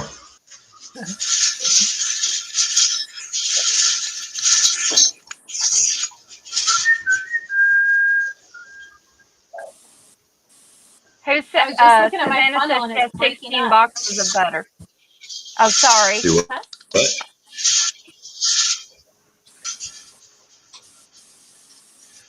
Milkmaid. I'm What was gonna. that? Oh, nothing. Y'all, I have a lag here, so if I'm interrupting somebody, it's not intentional.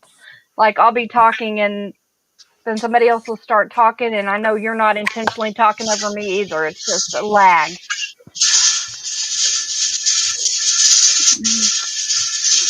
I'm gonna drop off of my computer and just switch to my phone and then come back in and see if it clears up. Okay. Hello, Look Leslie. at Berkey. Hey, Leslie. Yeah, Backwoods scored a Berkey. Somebody in That the is so chat's asking if anybody has Virginia's contact information to see if she's okay. They're worried about her. Yeah, Virginia, if she's you hear us, are you okay? muted hers, but I tried to unmute it, but it won't let me unmute her mic.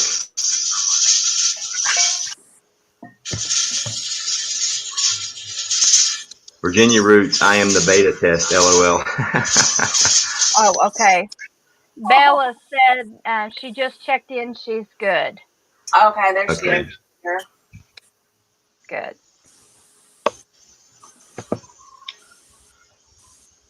Beta test. So are we for sure? Do what?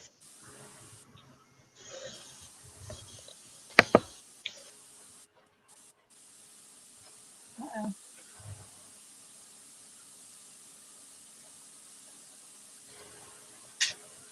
Oh, okay. She right up above.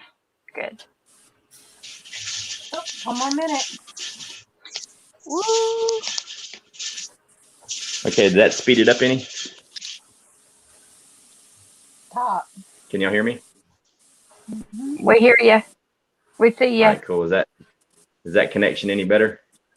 I think so. I don't know. Say some more. Yeah, it's working faster on my phone for sure. Yeah. See, that's why I won't do my laptop. As much as I want to see the chat, like, I'd have to run the laptop off of my phone's Wi-Fi. We're supposedly getting good Right. internet here soon. Good night, Q. Hope your headache gets better. Mawberry, I don't know. I've never done it. I just got my strawberries going this year in my big water tank that's rusted out at the bottom. So I don't know. Does anyone know if you can train strawberries up a trellis versus growing all over the garden and ground? I've never done anything with strawberries. I know there's videos on YouTube of people doing it. I've tried it and I wasn't successful at it, but other people have been. I missed it. Strawberries what? Can you get strawberries to grow up a trellis? Is it easier or is it easier growing all over the garden and the ground? In the ground. I mean, it doesn't. I don't think they go up something. They don't vine. Yeah. If they can last the first year, though, they become like weeds. That was my fault. Sorry. Laura says, Mawberry, the vines usually aren't strong enough. Mine have always broke. So that may answer your question there. I'm doing mine in a big, like, watering tank that the bottom rusted out. So I have rust holes all on the bottom, and I just filled it with dirt and, amended it with all kinds of stuff in there. And they're just now bouncing back after transplanting them from containers into that. And they're doing real good, and I'm starting to get strawberries on there now. So they look real healthy now, finally. See, I planted a whole bunch of strawberries. I planted 150 bare roots, right, last year. And the deer came and nipped off all the tops. And I was like twice. They came back again to get the regrowth. And I thought I wasn't going to have any strawberries and was really ticked off, you know. But they came back, and unfortunately, though, like where I put them, I didn't realize there was crabgrass next to it, or whatever people call it, but the one that has the rhizomes and has a seed and that stuff. I mean, it's just like a spider web of Yeah. That's air conditioning. You can't weed it without disturbing the roots of all your plants.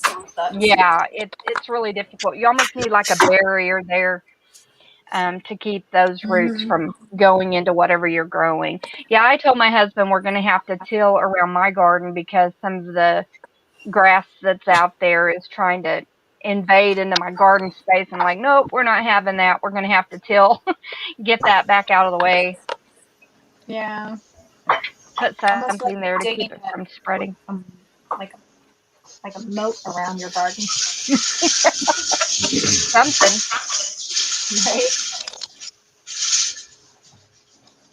Medieval gardening. Backwood. I had to drop off and come back on, so I lost all the chat. So if I missed anything, I apologize. I think you're good. DH says I grow my strawberries in containers and they come back every year. Yeah, that's what I plan on doing with that big water trough that I have. Is that way it can just come back every year, and I can just amend the soil in there and put some food down for it or whatever.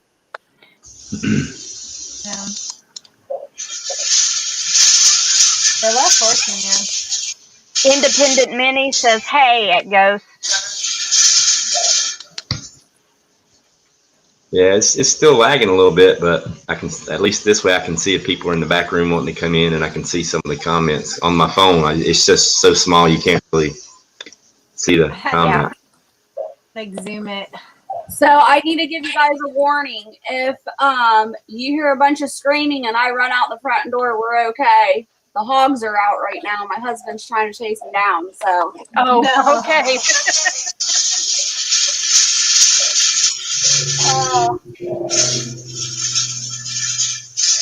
The hogs are out. Yeah, there goes the garden. Yeah. Harvest Mary Moon says if you can't get grass to grow, plant a garden. There you go. That's right. Yep. Never fails. Or if you can't get grass to grow, rip it out and plant a garden. Yeah. Taking forever to come up to pressure. Oh, that's good to know, Backwoods. Backwoods and Prepping says climbing strawberries are an ever-bearing variety that produces crop in the spring, summer, and again fall. However, because of the longer vines, ground planting climbing strawberries require a trellis to keep the fruit and foliage off of the ground. Thank you for that. Did not know that. I didn't either. All mine are June bearing, though. Although it's May and they're... Mine are all ever bearing, and I've tried to get them to climb trellises, and they won't. They just being stubborn, Jess. Yeah. I said, nope, I'm not doing it for you. You can't make me. I think my kids ate all the strawberries we picked today. Oh, no. My tomatoes that I planted and my strawberries are finally all starting to produce. The strawberries are producing fruit, and oh no, Lady Hammer lost Wi-Fi. My strawberries are starting to produce fruit, and my tomatoes that I planted from seed are finally starting to get some blooms on there. Yeah, all my tomato starts and pepper starts died for some reason. Like, I think it was a medium.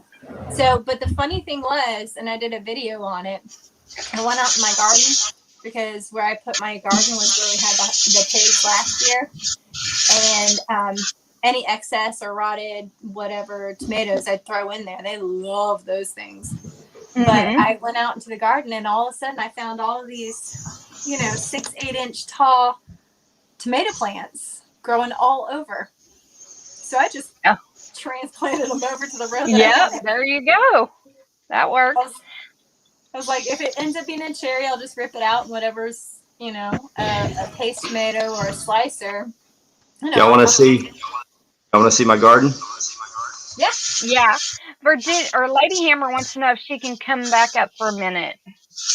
I don't know if I can do more than 6. I'll try. If I need to drop out, I can. I was gonna say the same thing. Like, if she wants to come up here, I could pop out. Yeah, let me pop off because I'm not canning. Okay. So I'll pop back a little bit.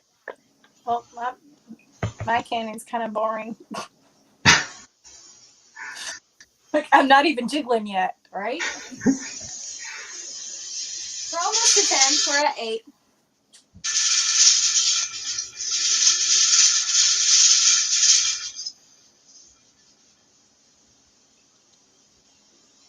I bet you check. Do I need to send the link again?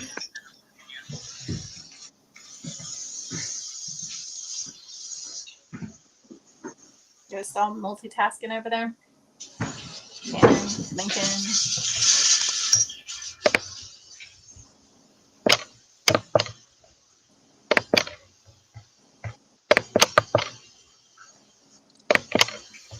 Thanks, Emily.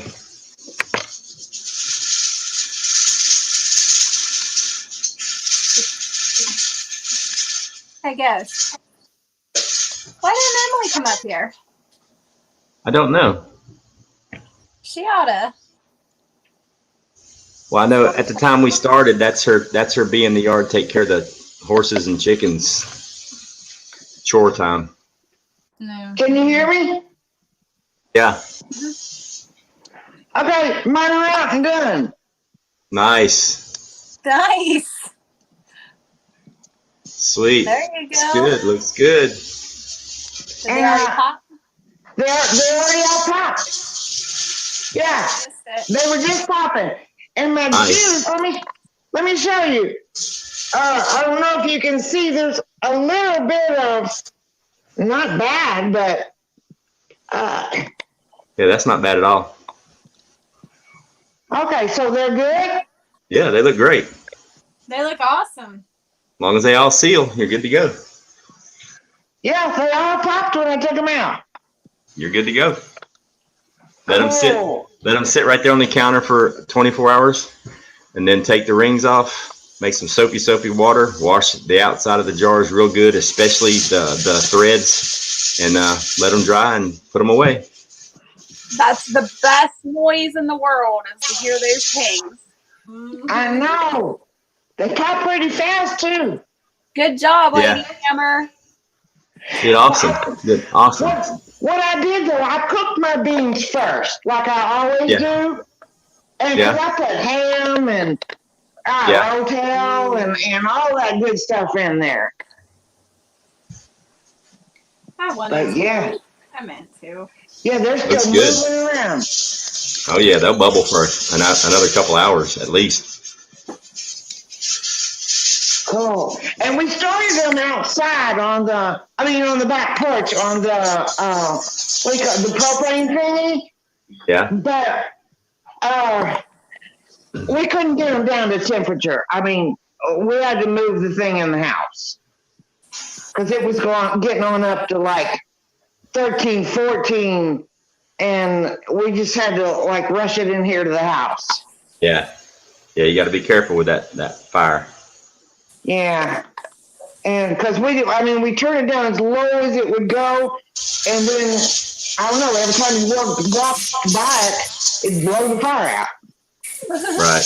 Hey, there's a steaming now. Hey, Ghost, are you on your computer or on your phone now? Both.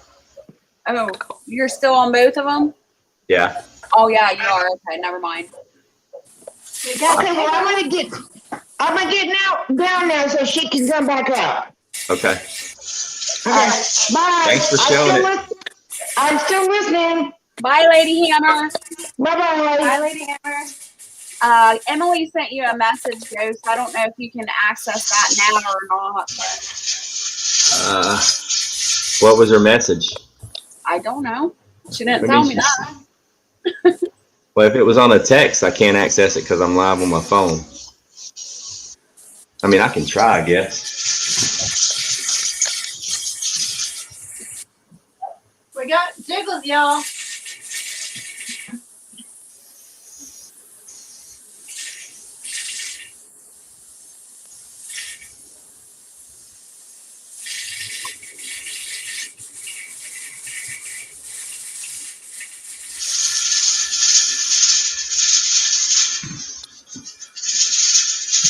Yeah, it's all good.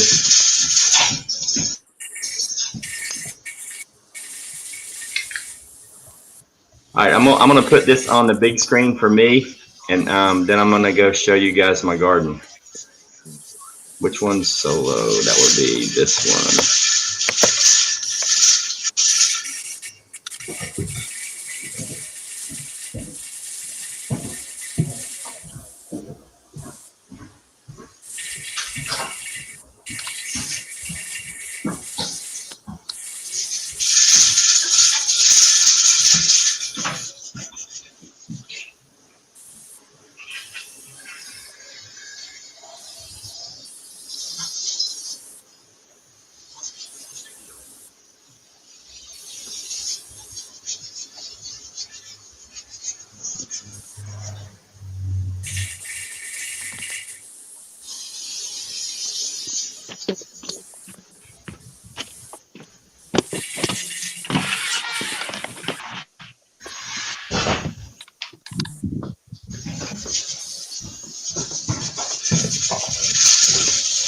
Well, I obviously did the wrong one. Okay, now. Enough of it, guys.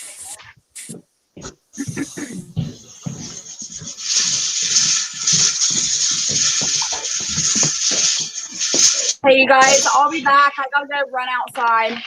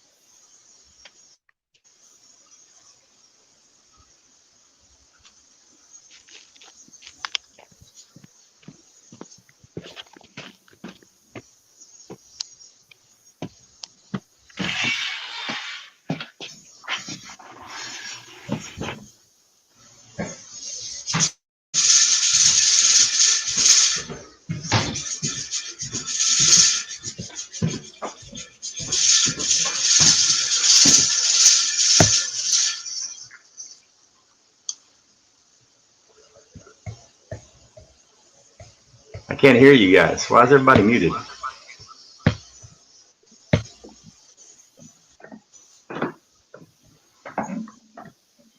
We getting a garden tour? Yeah, Heck yes. I just did it. All right, Jess is muted.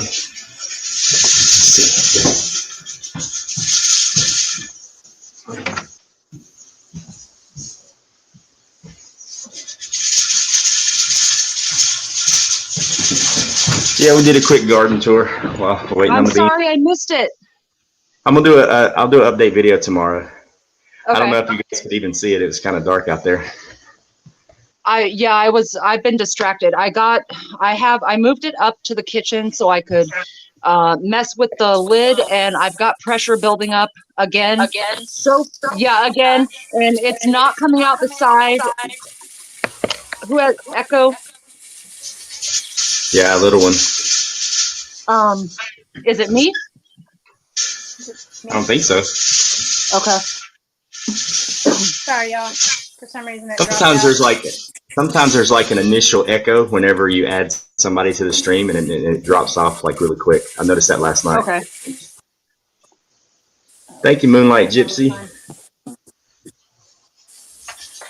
Yeah, my tomatoes that I planted in the soil with the rabbit manure are exploding.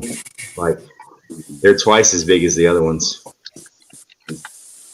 That's awesome. I'm sorry I missed it. I'll watch your video though for sure. Yeah, I'll put one up tomorrow. But the ones that I put in the hydroponic solution, they got their butt whooped. They were looking rough day 1 and day 2, and now they're starting to bounce back. Well, I have about 5 minutes before I know if my pressure is built. So if you want to see my potato update, here they are. They're just looking good. Yeah. And there's the other one. And the one that I showed you guys that was only a couple of days old, I think I showed you about a week ago, is now, it's coming up pretty good. And there's more here. Cool. And the other one that I showed that was like 2 weeks old or 3 weeks old, this is it now. And it's looking really good. And also my my sweet potatoes are finally starting to vine, which is so freaking exciting. So they're starting to get their little vines in, and I'll probably hill those up. I've got 3 containers of sweet potatoes, so I'll probably hill those up and see what happens there. But oh, and I had some bean sprout, and I don't know what to do with them because I forgot what kind of beans they are. Let them grow. Let them know in the end. You know, pretty much. Moonlight Gypsy says she put rabbit poop on her watermelons, and they're going crazy. Yeah, so far I'm really impressed with the rabbit manure. That stuff. I wish I had access to some because I would love to be able to get that thrown out there. My peppers are just not wanting to just like really grow very quickly. They're just still staying pretty small out there. Hey, Hutch. My peppers won't pop. I've tried like 3 rounds of pepper seeds and none of them will pop at all. Really? Yeah. I might be in too cold of a spot, but I tried to do it in an indoor grow room and it still wouldn't pop. So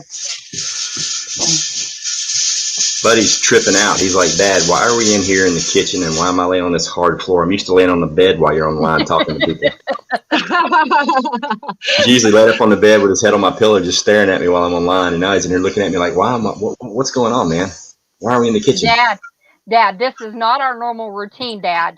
Yeah, He's all about his routines. He's all about his routines. Yeah. My dog is over here on her little pallet. Let me see if I can get her. Hey, Hutch.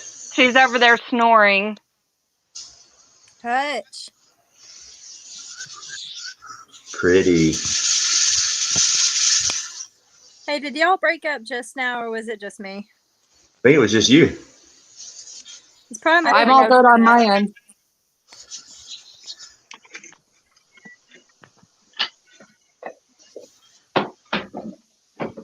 Are you up to pressure yet, Milkmaid?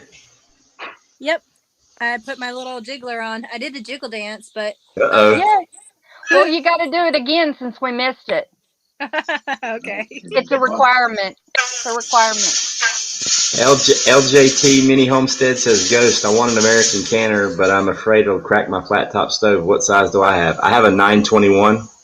It holds 7 quarts at a time or 16 pints. And all I've ever canned on is a glass top stove. I'm just really easy. I don't slide it. I sit it down, and I'm just real careful with it. And I haven't had any problems at all.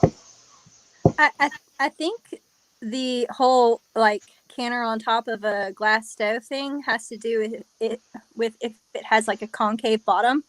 Right. And all Americans don't. Yeah, they're flat. Yeah, because there's something about the temperature buildup underneath a concave bottom. So if you don't have that, I mean. Yeah, that makes sense. Great point. What you got, BA? All right, so I know I'm going to be behind everybody and might not even be able to show my beans, but I moved and I don't have the jiggler on yet, but I've got a lot of steam and I no longer have a leak. And without the jiggler, I'm at like 3 or 4 PSI. Without it, is that normal? Yeah, mine usually, I usually put my jiggler on, I'm right about 5 PSI. That's about how it is with mine. I get a full blast of steam at 5 PSI. So if it's blowing steady at the same amount of temperature and you got a good stream going, then you're good. Yeah, I do. It's steady. It's been holding it like this, right under 5 for several minutes. I have a steady stream and I have no leaks. Yeah, you're good then. I go ahead and put the weight on. Good. If it's been holding steady, you're good. All right. All right. Just remember, once you put that weight on there, do not touch it again until you're finished. Jiggle dance. And then All right. something else you probably want to do, Virginia, with that weight, do what I did with mine. I got me a piece of paracord and I tied it to my handle. Oh, okay. So when I pull it off, I don't burn myself? Yeah. Okay. Yeah, I'll show you real quick.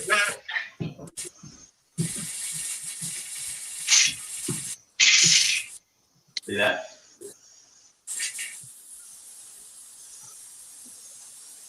Yes. Just got it tied to it. Smart. And you'll notice, and that way you don't ever accidentally sit it on the wrong setting, because there's a hole for you to tie the string to directly opposite to the 10 PSI mark. So if you always grab it by the rope, you'll always have the right pressure on your thing. Okay. And a follow-up question. So I want to get to 10 PSI and then adjust the heat to where it stays at 10 PSI and then time my 70 minutes from there. What you want to do, let it go. Your gauge might show 10, but your jiggler might not be making any noise. The gauge is just a reference. Once your jiggler starts dancing, then you start lowering your temperature. And what you want to do is try to get it to make a jiggle sound about 3, 4, maybe 5 times a minute. So you're going to constantly have to be lowering your temperature. Right now, I'm almost on low on my stove. Okay. All right. Yeah, I'm still at like a medium high, but.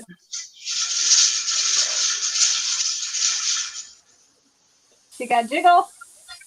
No jiggle, but I'm building up that it's almost at 10 PSI now that I put that on. Yeah, it won't take long. Okay. We're going to be here for your first jiggle. That is so nice. How thoughtful, guys. This is the coolest menage a trois I've ever been to. And you got to do the jiggle dance, just like Milkmaid did. I don't know if I'll be doing any of that. The men seem to have that down, They know how to jiggle. So you're doing pintos as well, right, Virginia? I'm doing kidney and pinto. I'm doing 2 different beans. Gotcha. And I just got jigglage.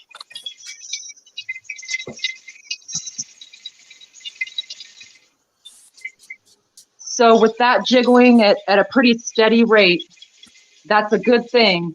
And yeah, I'm holding steady at 10 PSI on the gauge. Yeah, it'll start rocking and rolling, that jiggler wheel, and wait for a good jiggle. Once it really starts jiggling good, then just start slowly backing down your heat. Okay. All right, will do. I'm going to mute off for a second because this is really loud behind me. I'll be back. Yeah. From what I understand, like, too much jiggling is not bad, but too little jiggling. Yeah. And that's not good. You don't want it. You don't want it to go like 4 or 5 minutes without jiggling, because it's probably dropping below 10 PSI and then building back up. Like I was always told, 3 to 5 times a minute is where you want to keep it. Uh-oh. You got jigglage. Discover sustainability. You got jigglage.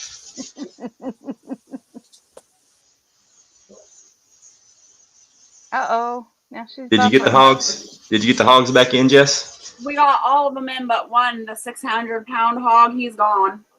So my husband went to drive up the road and see if it's up the neighbor. Oh, no.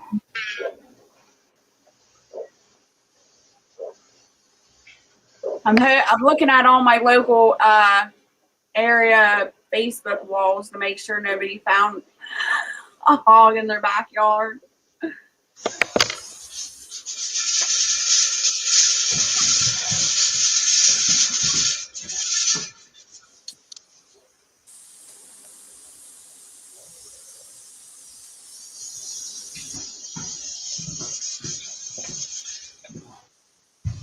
Mine too. Mine too. I can't believe mine's actually hanging in here pretty decent tonight on the Wi-Fi. I'm gonna run the cable in here. Yeah. Considering you've got two different windows open, you know, for you.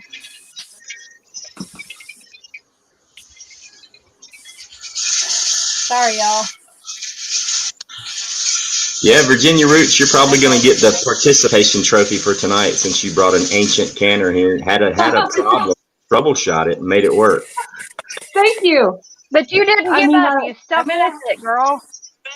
Well, I mean, that's why I wanted to gonna- participate, was to, you know, because I'm on a learning curve, not only being inexperienced, but using an ancient machine. So, but I feel like, okay, so this thing is jiggling like nobody's business. So I need to, and it's kind of solid at 10 PSI. So I need to reduce that a little bit. Yeah, you just want to turn the heat down on your stove, and you want to reduce it and get it to jiggle 3 to 5 times a minute. I mean, Okay. even if it jiggles more than that, it's really not a bad thing. EMT actually put it in the chat. It's really not a bad thing. It just shows that you're expelling more water and steam than is really necessary. So that's why you want to really make sure you get enough water in there. Okay. I fell asleep when I was scanning before, and it was rocking and rolling solid. I thought I ruined it, and it was fine. It just used up all the water. Right. I mean, that's the stage I'm at. Like, this is not every 3 to 5 minutes. It's constant, but it's barely holding the 10 PSI. Don't trust the gauge. Trust the weight. Your gauge could be miscalibrated. Mine's showing almost 12 PSI, but it's at 10. Ghost Jennifer E. Wilson says, doing a live canning video is a great idea, but it was very difficult to hear people talking while others were scooping beans into jars or bowls. Yeah, that's why we went over all the steps. That's why we did over all the steps before we actually went over there and made the noise. We talked about exactly what we were going to do, then we just went and done it. Yeah, we knew that some portions of this were going to be noisy and it was going to be kind of hard to hear. But it was just the fact that if there was somebody that did have questions while we were live canning, we could get those pointed out and addressed immediately so that those that are especially new to canning could go ahead and get this under their belt, you know, their first canning session under their belt. How's it going, Milkmaid? Sorry, Mike. Internet issues.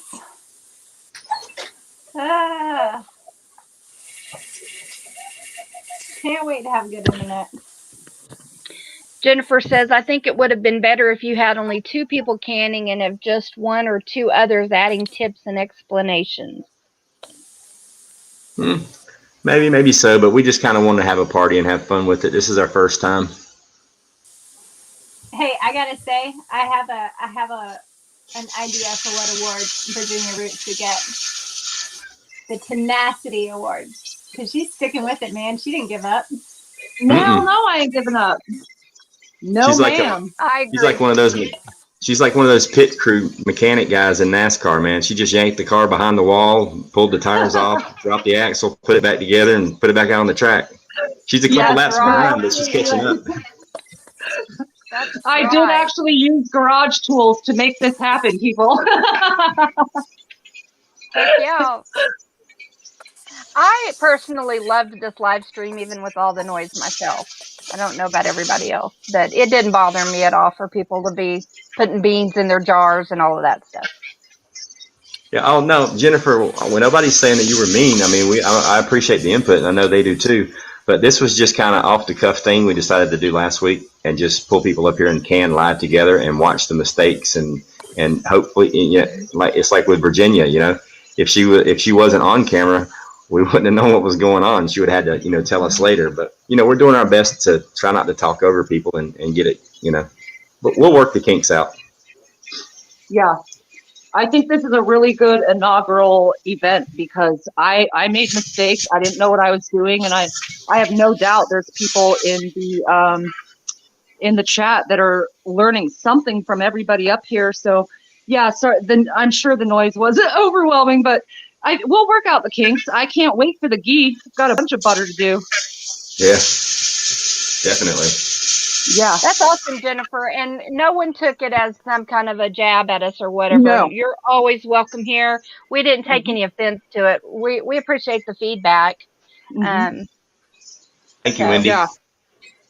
Just On make our sure end, you get a pressure we can't canner, not a hear. pressure cooker. Yeah, sorry. Yeah, we don't know if there's that bean noise, or so you letting us know that is awesome, because we can't hear what all of you are hearing, you know. And plus, we have a little bit of a time delay with the stream. We're a couple of seconds behind, so it can be difficult to gauge what everyone is experiencing. But thank you very much for the feedback.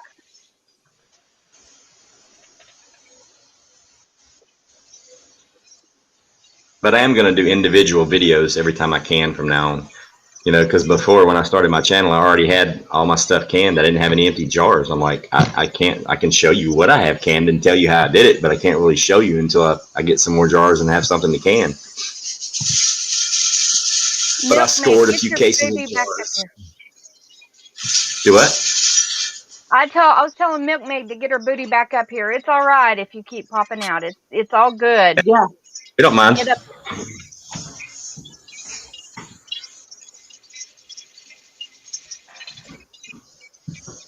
Okay. I think I'm pretty good. The gauge, it's a brand new gauge that I put on, so I'm hoping it's calibrated, but it's steady at 10. And my jiggler is, I mean, it's pretty much constantly going, but it's not going over aggressively. It's just jiggling. Yeah, just if it's constantly jiggling, you can go ahead and turn your heat down, because what you're going to find is the longer it sits on the stove, that aluminum holds that heat, and it builds, it keeps getting hotter and hotter and hotter. Okay. So you're going to want to turn it down, or it's just going to keep climbing. Okay. True, Jennifer. Jennifer says, I'm glad I did not hurt anyone's feelings. I really appreciate that you're teaching skills that most people did not learn growing up, the skills that have been lost with modern conveniences. Yep. Amen, Jennifer. That's why we're doing this, because, you know, there are some of our generations that had people that taught us, and some of us didn't, a lot of us didn't grow up with that. And so it's wonderful to learn these skills and to keep this going and learn how to be more self-sufficient. Mm-hmm. Like me, myself, I'm being selfish. I'm just doing it because I get to hang out with a room full of girls all night. Yeah, that's true. You do have a pack of 4. Wow. What a selfish man. Okay, so now Look at my that grin on his face. All right, so the jiggler is less aggressive, and it'll completely stop for like 3, 4, 5 seconds. So I'm good, right? That's fine. It'll Perfectly fine. go back again, but yeah. Okay. Like I'll show you the cycle on mine just stopped jiggling, and I'll tell you when it starts again. Okay. It's completely silent right now. It's still silent. Still silent.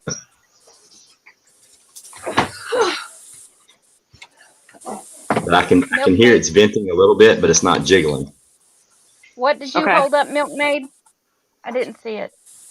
I think it's a sign that just said her internet sucks. Oh, still. It's all good. Yeah. Mm-hmm. See, now I'm jiggling again. It was about 20, 25, 30 seconds. Okay. Yeah, I've got 0 jiggle, but I'm waiting to time it out. It's only been about 10 seconds. Oh, she's back out again. Bless her heart. Aussie Mom, yeah, Ghost has the All-American canner, and I think Virginia has one as well, correct? Mm-hmm. And then, Jess, you had what kind again? I have a mirror. A mirror? Mm-hmm. Virginia actually has the very first canner that came off the assembly line from All-American. Like awesome. Ever made. I didn't know that. I couldn't find it. I searched for the model because it does not have a serial number, and I was looking everywhere. The closest I found was the 915. I was making that up. I was just making a joke. Come on. Saying how old your printer is. I thought he was serious That's too, not Virginia. fair. It's okay. You know I'm It just gullible. right over. Yeah, no, yours is so old. It's legitimately the very first one that was ever produced. Yeah. The serial Yeah. number on the bottom is like 001. Yeah, 0001. Nina got the All-American in the A. breakup. Way to go, Nina. Well, it was What'd she kind of do? my point of getting one that was tried and true. You know, I did some research on what brands and models and whatever, and it seemed to me everyone said, well, if you have one of these, it's going to last you 120 years. So I don't care that it's 30 or 40 years old. I'm just trying to keep my eyebrows today. There Right. you go. Yeah.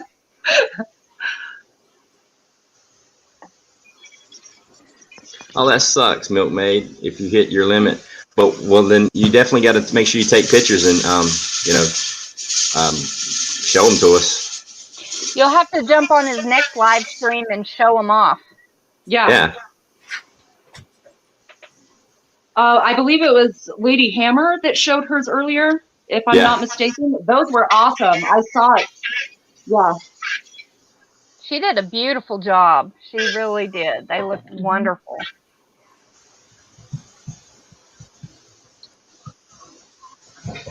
Oh, wow. All right. I'm at the jiggling every 20 seconds point. I feel really good about that. Awesome. Yeah, if you can just hold it right there for the next hour and a half, you're good. I'll be with Milkmaid showing the update because we're evidently, I don't know if we'll still be on by the time I get done, but I don't have I'm anything trying, else. darn it. I don't have any other plans, sweetheart. I got nowhere to go, nowhere to be. How much Good, time me do you have neither. left, Ghost? How much time do 10 you have minutes. left? Okay. 10 minutes. I'm at 10 minutes. All right, I'm going to set a timer. I will be right back, everybody. Okay. 10-4.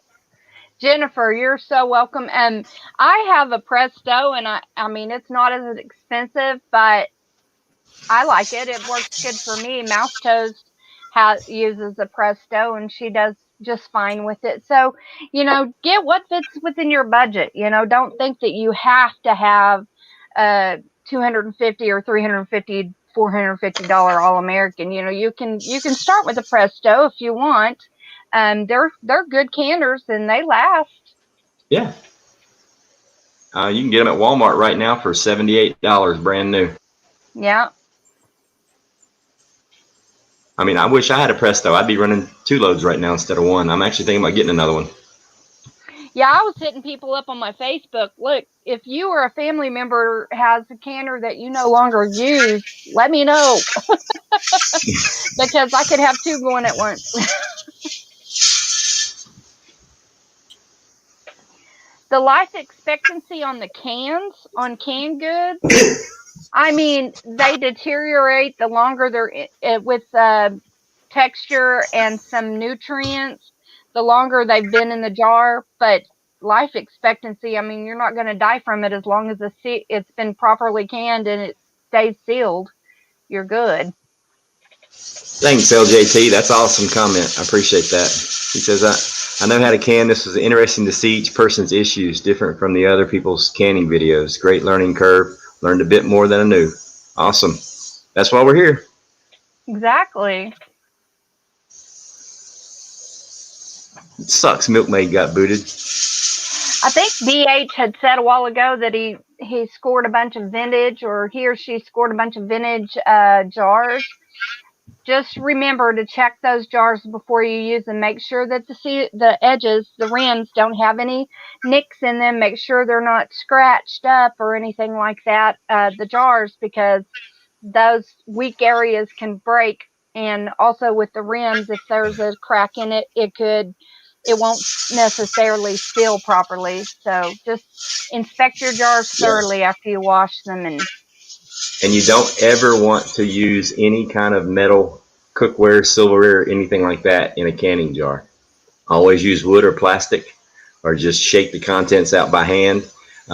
when you have a dirty jar, you don't just put it in the sink and let it pile up with the dishes and then wash everything together. I keep all mine separate. Whenever I empty one out, I wash it immediately and put it away.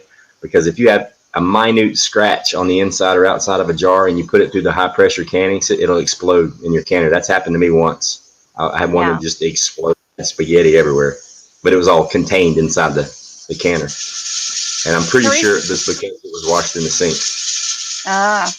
Teresa said that she bought her daughter a canner and now she can just use it whenever she wants. She can borrow it to do too.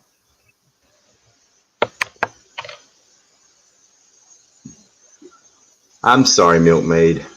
Oh, poor Milkmaid. Aw.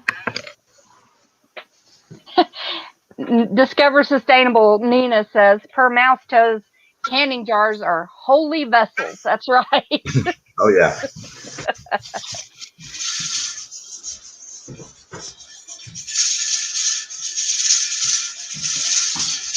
You should be about done, aren't you, Jess? Yeah.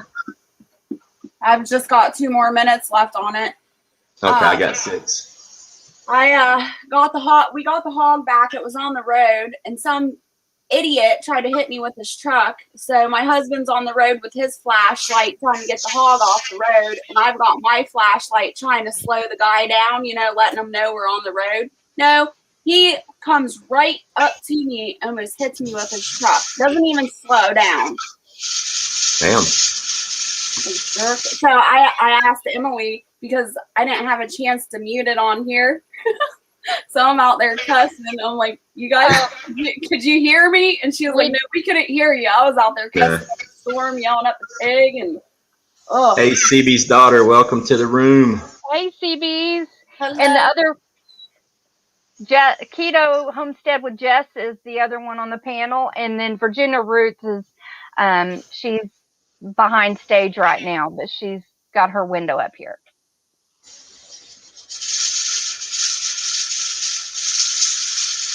Yeah, Milkmaid, just make sure you take a whole bunch of pictures or even a small little video of the process, and then you can pop on tomorrow night, because I'll be live with Backwoods and Prepping over on his channel tomorrow night at 8 o'clock. Just hop on there and I'll pull you up, or Backwoods will pull you up on the panel, and you can show us your accomplishments tomorrow. Yes, I'm anxious to see. Hey, Klingon Princess. Klingon, what's going on?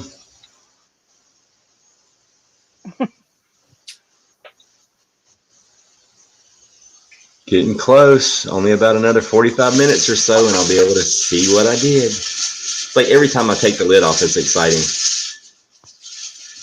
Even though I know what I put in, it's still cool. I know, isn't it? It just feels like accomplishment every time. It's just happy feeling. Yep. What's up, Pearl Tiger? Yeah, it's Daddy Ghost. I thought my son was going to pop in here, but he didn't. Yeah. I tried to reach out to Monograph.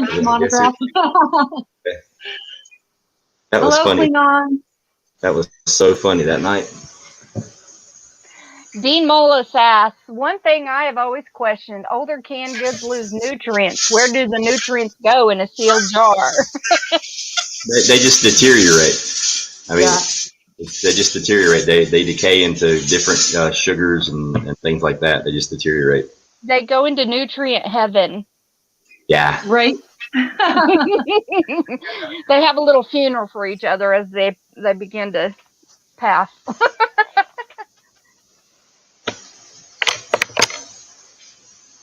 Also, I saw a comment a little bit ago about the learning curve. I'm kind of up and down. The computer's not in the room, it's the kitchen. I can't see comments here. But anyway, whoever pointed that out, I completely agree. I think that if all of us had come up here and done it seamlessly and nothing went wrong, we all look like experts, then, not as many would have learned. So I appreciate that learning curve comment. It's actually a pretty sweet compliment. Because I think Ghost is trying to do something. At the end of the day, he's trying to teach people, and I mean, I'm here for it. We're all learning, so that's awesome. I'm learning at the same time. I've never done this process before, so this is new to me. So we're all learning. This is fun. Hey, Fish Sticks. Moonlight Gypsy says, Ghost, what were you talking about scratching the pan? Not the pan, I was talking about the jars, the canning jars. You don't ever want to use metal utensils in a canning jar, because if you get a minute scratch in the glass and then you put it in a canning cycle with that extreme pressure, it can make your jars explode. And it's actually happened to me. Teresa, I've made soap before. I used to do decorative soap and sell it. But yeah, I've made soap, ghost milk soap, and all kinds of stuff like that. We're gonna I didn't know that about the metal. That's a good tip about the metal. I didn't know that. Yeah, always use wood or plastic. Backwood says we're going to prep people's minds tomorrow night. I'm going to tell you some deep thoughts. That's scary in itself. About how long does it take for you to can one batch of quart jars, Ghost? Well, right now we're at 2 hours and 20 minutes, but we actually talked for a while. I'm like about 10 seconds away from being finished with this batch. But I still got to wait for it to come back down to zero pressure and then take them out. So it's about 3 hours total time, approximately. Yeah, but you don't have to be sitting there babysitting it the whole time. No. Yeah.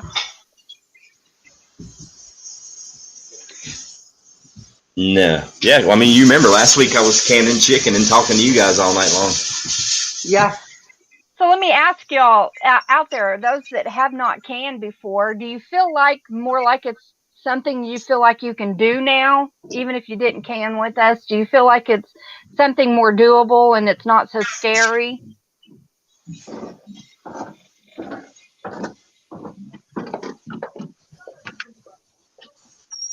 Jennifer, I agree. While we wait for people in chat to answer that, I'm less scared now. I mean, I came out here with a propane burner and something I've never used before. I mean, I've used the propane burner before, but as far as being scared in the future, no. I mean, so much troubleshooting happened today. I think it's an utter success, even if my beans do blow up. I agree. Oh, his timer just went off, y'all. All right, now once you hit the 1.5 hour mark and your timer goes off, all you do is turn the heat off to the burner and you just leave it alone. You don't touch the weighted gauge at all. You don't want to rapidly decompress the canner, because then you'll lose all your stuff. Just let it sit, and it takes about a half an hour to come back to zero, and then you can take your gauge off and then you can check out your food. Excellent. Just a reminder, ghosts can still be demonetized if you use curse words in the side chat as well. So just remember that. Please. I'm the one that has the hardest time with it. I have to think about what I'm going to say before I say it, because I have a potty mouth. Yeah, for sure. But if Virginia can do it, I can do it. Yeah. If I can do it, anybody can do it. Okay, so just saying. Oh yeah. Just make your little checklist. If you're afraid you're going to miss a step until it becomes habit, make your little checklist when you're not having somebody there just like prompting you along for each step. Make your checklist, check it off as you do each step so you don't forget anything. That'll help ease your nerves. That sure helps me to make sure I wasn't forgetting something, a vital step in it all. So that's a great tip, to make a list. I think that's an awesome tip. I've got lists and notes all around me, and it helps keep your mind organized when you're especially if you're trying something new and you need that step by step or just trying to figure it out. So I love that tip. Yeah, Lady Hammer's got a good one too. I'm sorry, go ahead. Oh, I was just going to say, I learned that tip from Mouse Toes whenever I was learning from her. So I can't claim the tip, but I am a list person, so I probably would have done it anyways, because that's just my thing. Right. Yeah. Him at the nut house, thanks for coming in. My beans are just about done. I'm waiting for them to cool off so I can pull them out of the canner. Jen, thank you again for the stuff that you sent. She sent me starts for sweet potato slips and raspberry starts. That's so cool. That's awesome. Yep.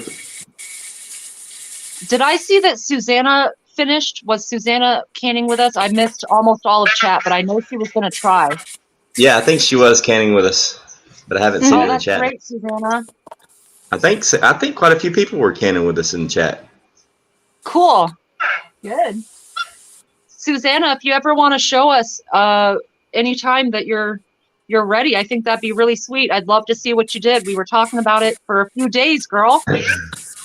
Yeah, Lady Hammer says her and her husband got into World War III over leaving the rings on or taking them off on the jars.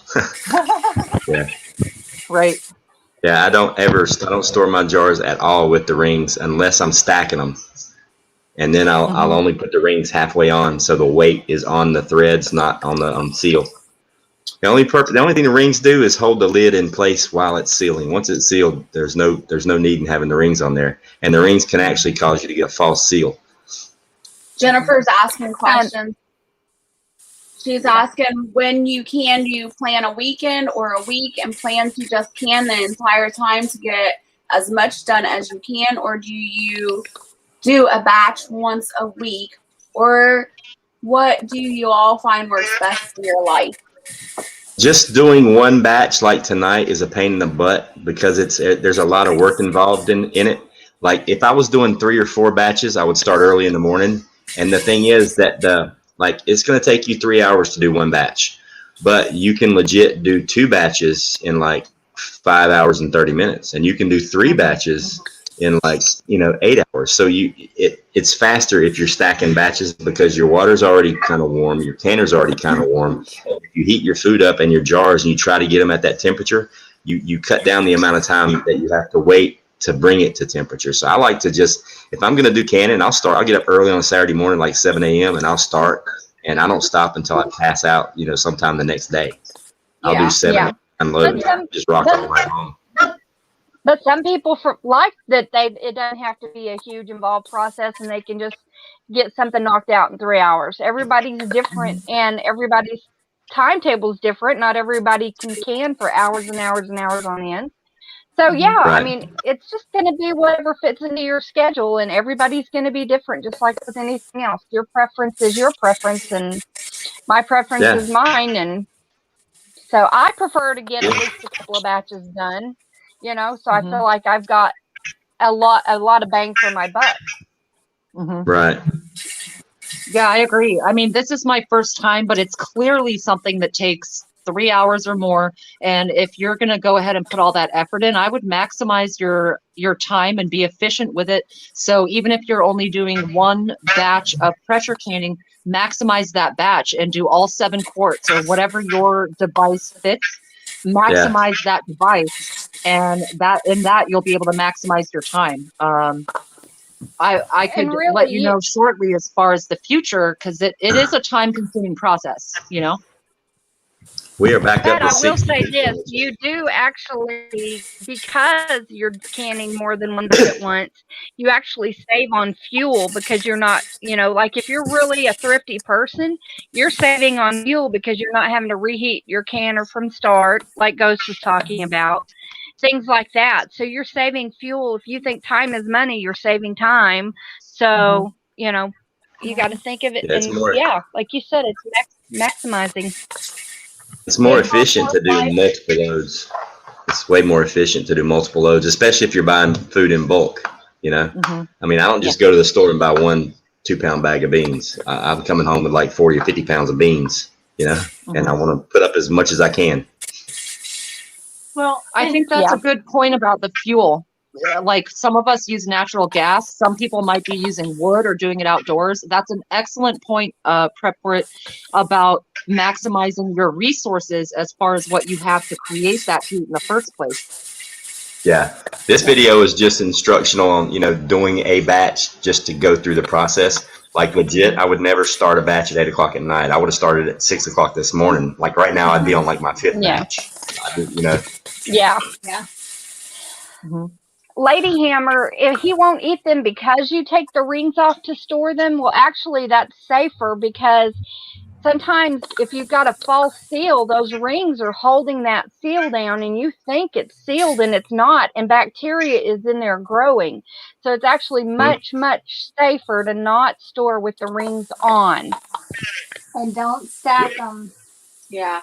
Yeah, you can. I mean, I never stack more than 2 high, and even when I do that, I still put the rings back on, but I just put them halfway on to where all the weight is on the threads of the jars, not the lid. Right. And I transported all mine, and when I say I have a lot, I mean I have a lot, and I transported them in the back of the U-Haul over 1,000 miles, and I only lost 1 seal.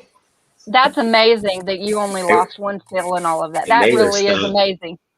and they were stacked 4 and 5 high cases, and I lost 1 seal. And I mean, Wow. that's out of a lot of jars. Jennifer's asking, do any of you have videos on canning meat? Ghost Prepper, he has meat videos, and I do as well. I just did chicken last week. Mm-hmm. Yep. I did chicken, and I did chicken bone broth. I did it last week. Wasn't it last week? I think it was last week. Yes. Yeah, it was last week, Ghost. So Jennifer, you can check that out. Ghost has done it. I don't know if Jess has showed it or not. Mouse Toes shows video of her canning meat on her channel too. So Yeah, Milkmaid, I've canned pork and several other different types of meat on my channel. If I can catch it, I'll can it. I can anything. I'll try it. It'll work. I'm gonna do it. It's the same process. It's the same process. Whether you pre-cook your meat or not, you're still going to put it in there. You're going to put your liquid in to where you're supposed to have it, whatever headspace it's supposed to be. You're going to debubble. Then you're going to clean the rim of your jar, and you're going to set your lid down on it, and then hand tighten, finger tighten just slightly your rings. So it's the same method. You're just going to do it for the amount of time and pressure for your area for canned meat. Yep. Hey, is my canner loud? No. No. Okay. I've got Jeff, some how chicken long will thighs I canned cooked up. chicken? Oh, I'm so sorry. I was not trying to interrupt. Oh, no, I'm really bad at that. Like, there's that lag. No, it's the lag. It's definitely not me trying to talk over you. Jeff had a question. How long will canned meat last? I mean, I can't speak for anybody else on this panel, but I mean, I don't think it ever goes bad. I think the only way that what's in those jars is going to go bad is if that lid deteriorates and goes away. I mean, I've seen people eating stuff out of ball jars that were over 10 years. They I'm comfortable with 10 years minimum. Yeah. The longest I've ever taken something off my shelf is 2 years, but that's because I'm always rotating out. I'm eating what I actually can too. And same here. Yeah. I mean, light might deteriorate the nutritional value some, but as long as that seal's good, it's not going to be bad. Yeah, as long as the seal's good. No funny. I mean, eat it. It might not have all the nutrition, but it's still edible and it still has some nutrition. Yeah. Temperature, storing your jars, in a steady temperature, not too hot, not too cold. You don't want your temperature fluctuating a lot. That deteriorates the food more quickly, and light. So that was a great point, Milkmaid. Yeah. Well, I mean, most of my canned stuff is in, I call it my pink room.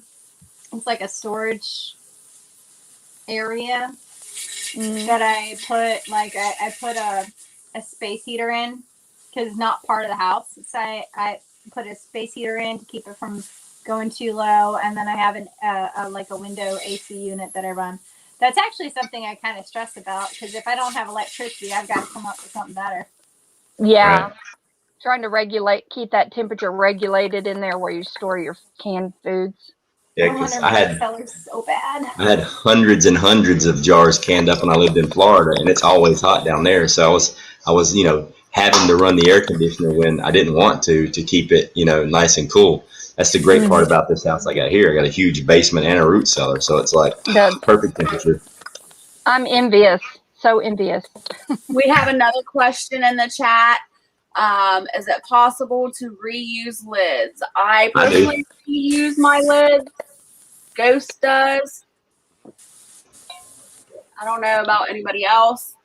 If I do. I inspected it and it looked like it still had plenty, no major wear on it, I would still reuse it. I mean, But I'm not recommending anybody else do that. That's my personal thing. and I mean, if the lid is intact and it's not bent or dented or rusty or the seal isn't deteriorated, I mean, if it'll hold a seal, you'll know if it doesn't hold a seal. Oh yeah. It'll go Like bump. I just look at the rubber, and if it's still like soft and pliable, I use it. But now that's why you just got to be very careful when you open your jars. It's like I have big hands, so my fingers grab it like all the way around, so I don't bend it.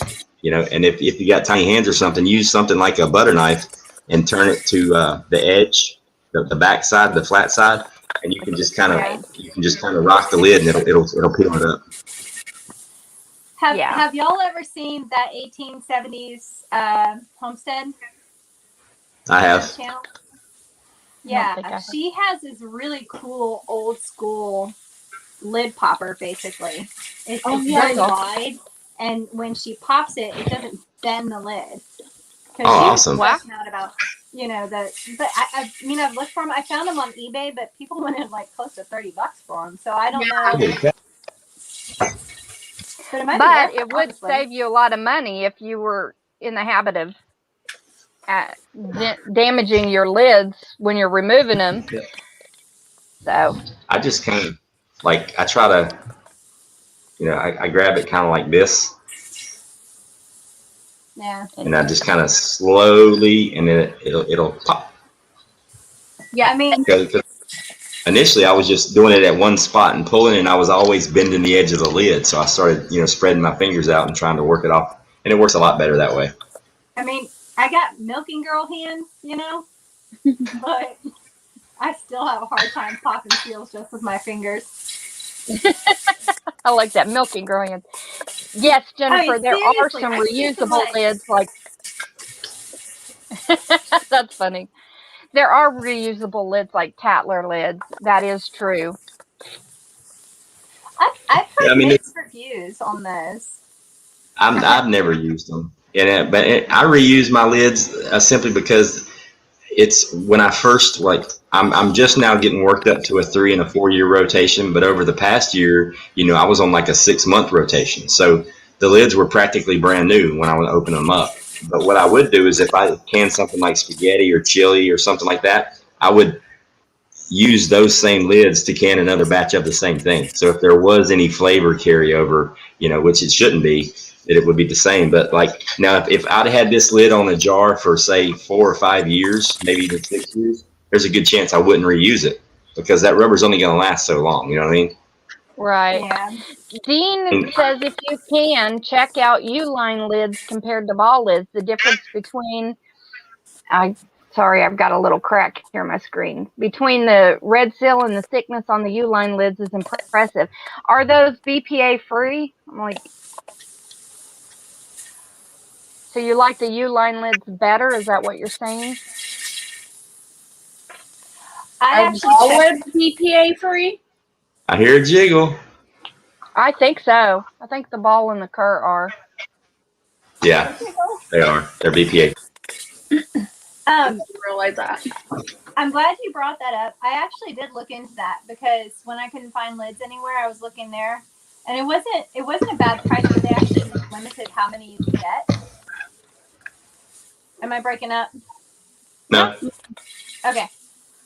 You're good. But one other thing that I saw, because I was looking at ordering them on Amazon, and there are some manufacturers that have really crappy lids, kind of made in China, where people were buying these lids and then they were canning, and they were water bath canning, and they would buckle.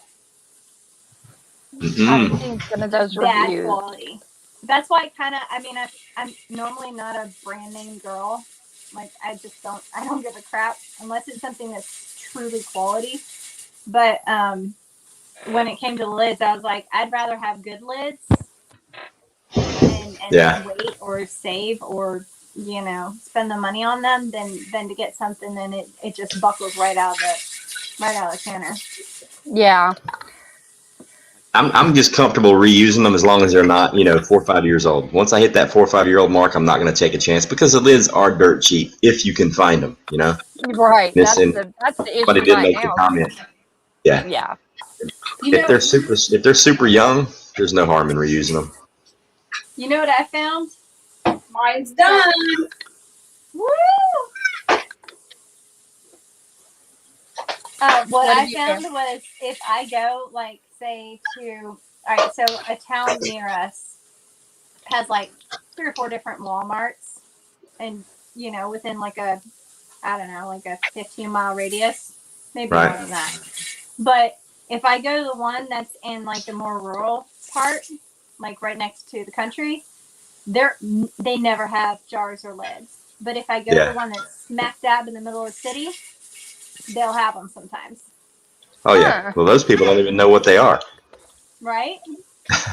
So I go to where like people don't think of canning or anything like along those lines too. My sister-in-law, March, when all this went crazy, my sister-in-law texted me. She's like, Johnny, I'm like, what? She goes, I just found canning jars. I'm like, where? Where did you find canning jars? I mean, I already had a buttload, but I was still stocking up. I'd get a case or two every time if I saw them. She found them at the hobby store. Like, is it Hobby Lobby? Mm-hmm. Oh, yeah. Yeah, she found canning jars there. They're used for, and it's just, I mean, I've got some. It's a brand that I'd never used before. I used them to do the chicken broth. That's what I put them in. Mm-hmm. See how they do, because I go through chicken broth really, really quick, so it's not that big of a deal. But they all sealed. The lids look good. It was. I'll show you. It's right here. His broth, if y'all haven't seen, the ones that haven't seen his beautiful chicken broth he can, the bone broth, oh my gosh. That golden those color beans just makes you want to swoon. Yeah. Yes, those beans look so good. Thank you. But they're Anchor. They're called Anchor, and like the glass itself, you probably can't see it on the camera, but there's like it's not like perfect glass. It's almost like old window pane glass in an ancient house. But it's. I was like, what the hey? I'll try it. I told her, I said, grab me 4 cases, and they've been just sitting, downstairs for a year. But the lids are. I mean, the seal on this is actually, it looks nicer than the ball. I mean, the ball compared to this is the not ball. This is the ball lid here. This is ball. But if you notice the rubber, the band is actually wider than the ball band. Wow. There's like a lot more that one. Now, were they labeled as canning jars? Or were they just BPA free for canning and crafts. Oh, that's awesome. I was like, get them. I'll try them. I mean, if they don't work for canning, I can, I could easily do like what I initially got them for was like for pastas and stuff. I could vacuum seal them in here. If they're not, if I don't think they're good for canning, I can just vacuum seal pasta and stuff. Because the glass, it looks like it's not quite as thick as a ball mason jar, and there are imperfections in the glass. But I mean, they all held up and they all sealed perfectly. So. Jennifer has a question. What are each of your favorite things to can? Any recommendations for recipes that are good to can? An example, apple pie filling. My favorite thing is chicken. Oh, yeah. Sorry, go ahead. I just, the only thing I've really canned are beans and chicken and a stew, and all of those, I can recommend all of those. Just so yummy, Yeah, I do. I love doing chicken because you get free chicken broth. It's like a bonus. It's a bonus. Any kind of meat that you can save the stock, that's a bonus. Like literally a bonus. But like, yeah, that's my favorite. Would be chicken. Guys, you're gonna have to can rabbit broth too. Well, I'm gonna put some Hassan pepper in a jar, and I'm gonna can my rabbit and rabbit broth. Yes, rabbit broth is really good. So is duck broth.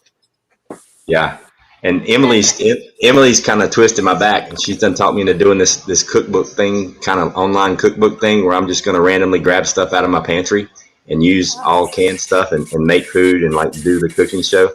But like I can literally go down there and get a jar of ground beef. I can get a jar of mixed vegetables, and I can get a jar of potatoes. This is all stuff that I can, and I can come up here and I can make a shepherd's pie in no time. I love shepherd's pie. Favorite meal I love. Homestead. Hey, what's going on, Roland? Hey, Jeff. Uh-oh. Teresa said that she bought the lids from Uline last year and that they are good lids. That's awesome, Teresa. That's good to know. Yeah. I'll have to keep that in mind. You work with what you got. I mean, I started with ball. I've only ever used ball until last week was the first time I used a brand that wasn't a ball, jar or lid.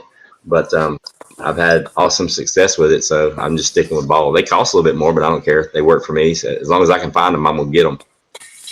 Mouse Toes told me about Orchard Road is what they're called, and you can order them on Amazon. And I've used those, and I never had a failure on those.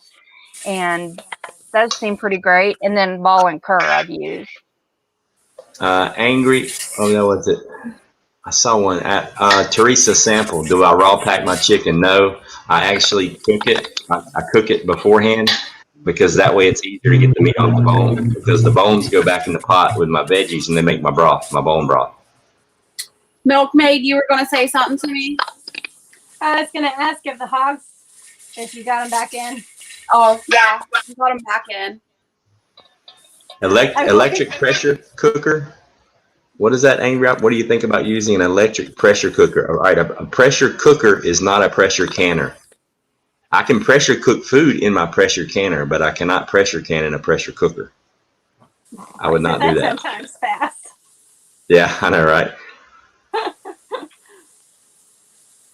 Your beans look great, Jess. Thank you. They smell really good. Yeah. Yes. Anchor is the #2 maker of glassware and baking dishes. We were at the Dollar General store tonight, and they had cases of quart jars and lid rings, and they had Anchor jars for $9. Wow, that's pretty good. Yeah, these are Anchor Harbor. Yeah, Anchor Harbor. I mean, they're working fine, so I got no complaints. I want to say there's only like 2 companies that make all the jars under the various names. When I was looking into it. Yeah. I know, like, Ball and Cur are the 2 biggest ones that I've heard of, but I just stick with the Ball. A big tip also is you can, if you have any Amish around you, you can buy a sleeve of 45 lids for like $30, and they are all ball lids. The only difference is they're not marked with the ball lid. So that will save somebody some huge money there. Yeah. There's a good one. Go ahead. I'm sorry. I was saying that Jeff Bear asked Ghost, I started canning when shit just hits the fan. How long will chicken broth last? Just as long as a chicken. Yeah, I mean, I don't see it going bad. It's going to deteriorate at the same rate as the meat. But not in a in my bad way. opinion. It's losing nutrition if it's in the light and stuff like that. Maybe over time. Like Right. That's why you have your like Used By or Best Buy on your canned foods that you buy at the store. It doesn't mean that they're not good afterwards. It just means that they're not peak nutrition. Yeah. Yeah, they want you to do that typical domesticated thing, and you see a date, and you automatically, it registers in your mind that it's no good, and you throw it away, and you got to go buy new ones. Yep. It doesn't mean the food's bad. It just, that's the date that they say, hey, this is at its best. Because usually it doesn't say expiration date; it says Best Buy. And it's a requirement that the FDA forces on the companies too, because I know, like, when I was with an essential oil company, they was trying to force us to do dates on their stuff as well, even though it's essential oils. As long as it's in there, it's good. You know, that's. Yeah. I wondered about that. Yeah.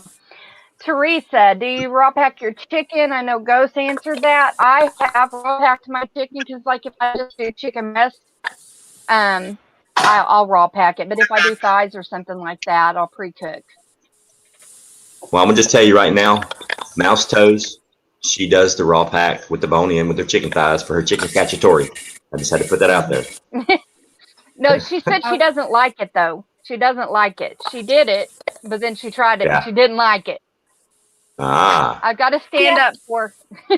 Yeah, I just don't see the need in wasting that bone in the canning process if you're not going to use it to make bone broth. I mean, I'm just like, that's a no-brainer. I'm taking the meat off, it's going by itself, and then I'm making bone broth because it don't get no better than that. Well, I mean, not only that, but I mean, it's a little more work to take the bone out. Yeah. Now, I have not actually canned chicken before. I've done like venison, goose, breast, and beef, right? I haven't actually done chicken yet, but or rabbit because we just ate it too fast. But yeah, it makes sense to kind of take it off the bone and then use the bone and not have to do that later on. Plus, you can pack more chicken in if you don't have all the bone there, you know? And plus, chicken, I mean, bone broth sells for between $5 and $6 a quart at the stores. $5 to $6 a quart. I put up 16 quarts the other day for free. If you do the math, I made money. Yeah. I crave bone broth, man. Like, it is so good. Yep. Good night, That's good for you. PAMT. Yeah. You can just boil up some noodles and put it in the bone broth and you got chicken noodle soup. Like for real. It's rich. It's so good. When I make mine, I'll put a whole bunch of stuff in it too, like especially chicken feet, okay?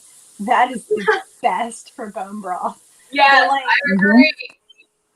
Exactly. Oh, yeah. Cling on I just print. didn't know it. I put vegetables on top so they wouldn't float to the top when I was making like broth. Klingon Princess had a question. I couldn't tell who was talking. Why pre-cook thighs? Just so you can get them off the bone, and then you can make a bone broth with the bones. Yeah.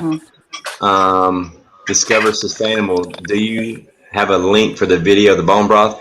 I'm sure I don't know how to do that, to be honest with you. Discover. Maybe Emily L can do that. I mean, I know if you go to my channel, I mean, if you just click on my canning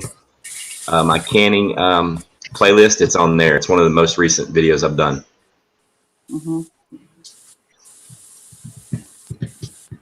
I'm just now figuring out this stuff. I've only been doing it for like 3 months, so it's a learning curve. I'm figuring it out. Back to lids, like I had to order lids. These are some of the lids you can get off of Amazon that they are made in China. They say in the ad that you can fit them on Bell or Kerr or whatever. Some of the jars I used old Kerr lids that I already had. One of the jars I did is actually one of these inexpensive options. So, I'll be able to tell you in a little while about that. But also with the bone broth, the efficiency, like we were talking about earlier with, it takes a lot of time. It's a time-consuming process. There's a lot to it. So if you can split those steps up where you have bone-in chicken thigh, you have 2 different products to work with there. You have the meat and the broth. Separate them and double what you put away, Yeah. And plus, what Mouse Toast said is whenever you're actually pressure canning the bone in the chicken, the bones become kind of mushy and they end up being kind of gristly in your food, and you don't want that. So it's better, unless if you don't mind that, then I guess you can do it with the bone in. But it's better if you're going to do something with the bones, pre-cook it a little bit to get just so you can get the meat off of the bone easily, and then make your bone broth separately. Yeah. Yep. Milkmaid, are you done yet? Is yours finished? I've got it written down on my little scratch pad. It'll be done at 11:29. All right, boy. So you got about half an hour. Yeah. I'm not even gonna bother trying to take them out tonight because this thing takes so long to come down on pressure that I'm just like, screw it. And did you do quarts or pints? Quarts. Okay. I have yet to do pints because I've got, okay, I have 3 teams. One of them is gone now, though, in the military. But, I mean, they eat like, I mean, they've been eating like adults since they were like 6. I don't know what it is Yeah. about our family, but we can eat like, whoa. So that's why, like, for me, prepping is all about the freaking food. Like, I need a lot of food. Yeah. And you know, canning is an initial investment, like the jars and the lids and everything. But really, other than replacing your lids, you don't have to replace the rings anymore unless they start getting like rusty and stuff. So, like, it's initially a little bit more expensive, but then once you start it, the jars are reusable as long as you take care of them. Yeah. The rings are reusable as long as you take care of them. Play the best life. Thanks for coming in, Bill.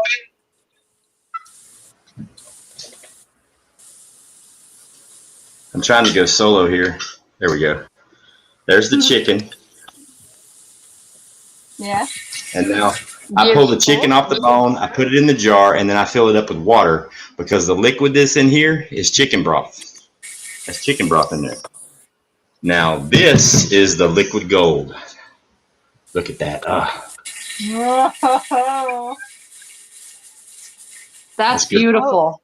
That's It is. That is, that's the good stuff. Yes. Hey, Shane. And that was bone broth. Yeah, that was bone broth. The color, you can tell by the color. Oh yeah. Yeah, it's completely different than chicken broth. The Yeah, best, it's gorgeous. the best is like if it's cold and it's gelatinous. Oh, Like you use that to make like anything, soups and stews and gravies and grits. You make grits with it. It's awesome. If you've never made grits with chicken broth instead of water, it'll blow you away. Yes. Yeah. try that because I haven't heard Really of good that. with grits. I've even made rice with it. It was awesome. I made rice Oh, yeah. with it. It's awesome. Yeah, some good stuff right there. That's why I'm like, I mean, just look at that. I agree with Jeff. Milkmaid, you do not look old enough to have teenagers. What? Yeah. Okay. Well, yeah, my oldest is 18. My youngest is 15. Wow. I got married when I was 18. And then I had my first kid right the day before I turned 20. And then it was like bam, bam, bam. I had Jeff my Bear, son the day after I turned 20. Oh, really? Yes. We were in the same house. Jeff Bear's got a good comment. He says, Ghost, how come your broth, he says boss, but I'm pretty sure he means broth. How come your broth looks better than mine? Mine's clear. Well, this is chicken broth. That's just chicken in water, boiled water, which makes chicken broth. It's chicken flavored water pretty much. This is bone broth, which came from that same chicken. This comes out of a couple of huge, massive stock pots that I put on the stove, and it's all in the video if you want to go watch it. Emily actually posted the link. But I take celery, carrots, and onions, cut them up, put them in the water. I cook my chicken in that water about 70% through. I don't cook it all the way. I take it out, pull the meat off, then I throw the bones, the skin, everything that ain't going in with the meat goes back in that jar or back in that pot, and it gets to simmer for about 6 to 8 hours while I'm canning the chicken. Once I'm done canning the chicken, then I can the bone broth. That's why it's so dark and rich, because it's in there with those bones, and the bones are breaking down and all that marrow is seeping out, and then you've got the veggies in there with it. Oh, yeah, this is good stuff right here. Yeah. You just strain your broth through something, correct? Yeah. I take my measuring cup, and I've got a strainer and a jar that I can pour from, and I just dump a whole bunch of loads in there, and it strains everything out. You can use, I mean, I don't strain completely everything out. I use a very fine strainer. It's I use this one. It's a really fine, but that's all the straining I do. Those holes are, I don't know how small they are, but so a lot of the goodness, I'm basically keeping all the big chunks of bones out. Everything else, if it can make it through these holes, I'm eating it. You know, so there's literally minute chunks of meat floating all through here. Yeah, so Right. good stuff. Like I just take one of those little rubber spatulas and just kind of press on that, so it's squishing out all the veggies and everything like that, but it's leaving the chunks. Yeah, that's a good idea where you press down to get all the juices out of the veggies and the carrots. And yeah, that's a really good idea.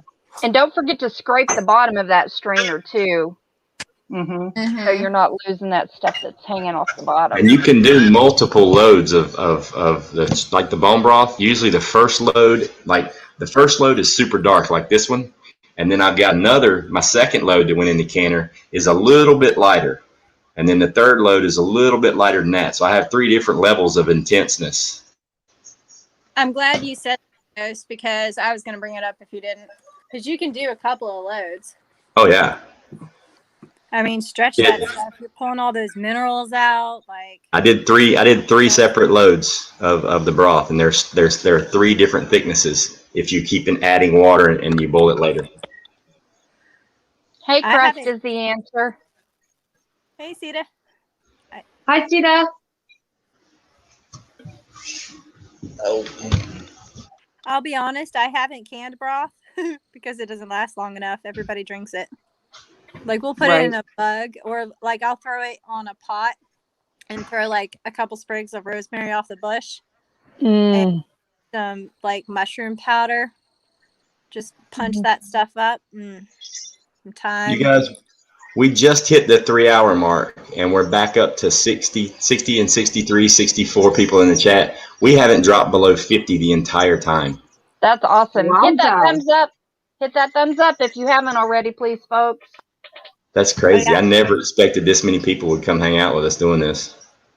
That's so cool. Well, I mean, I think that it's something that everybody's really interested in, and it's kind of scary if you haven't done it before. So Yeah, I know I was scared the first time.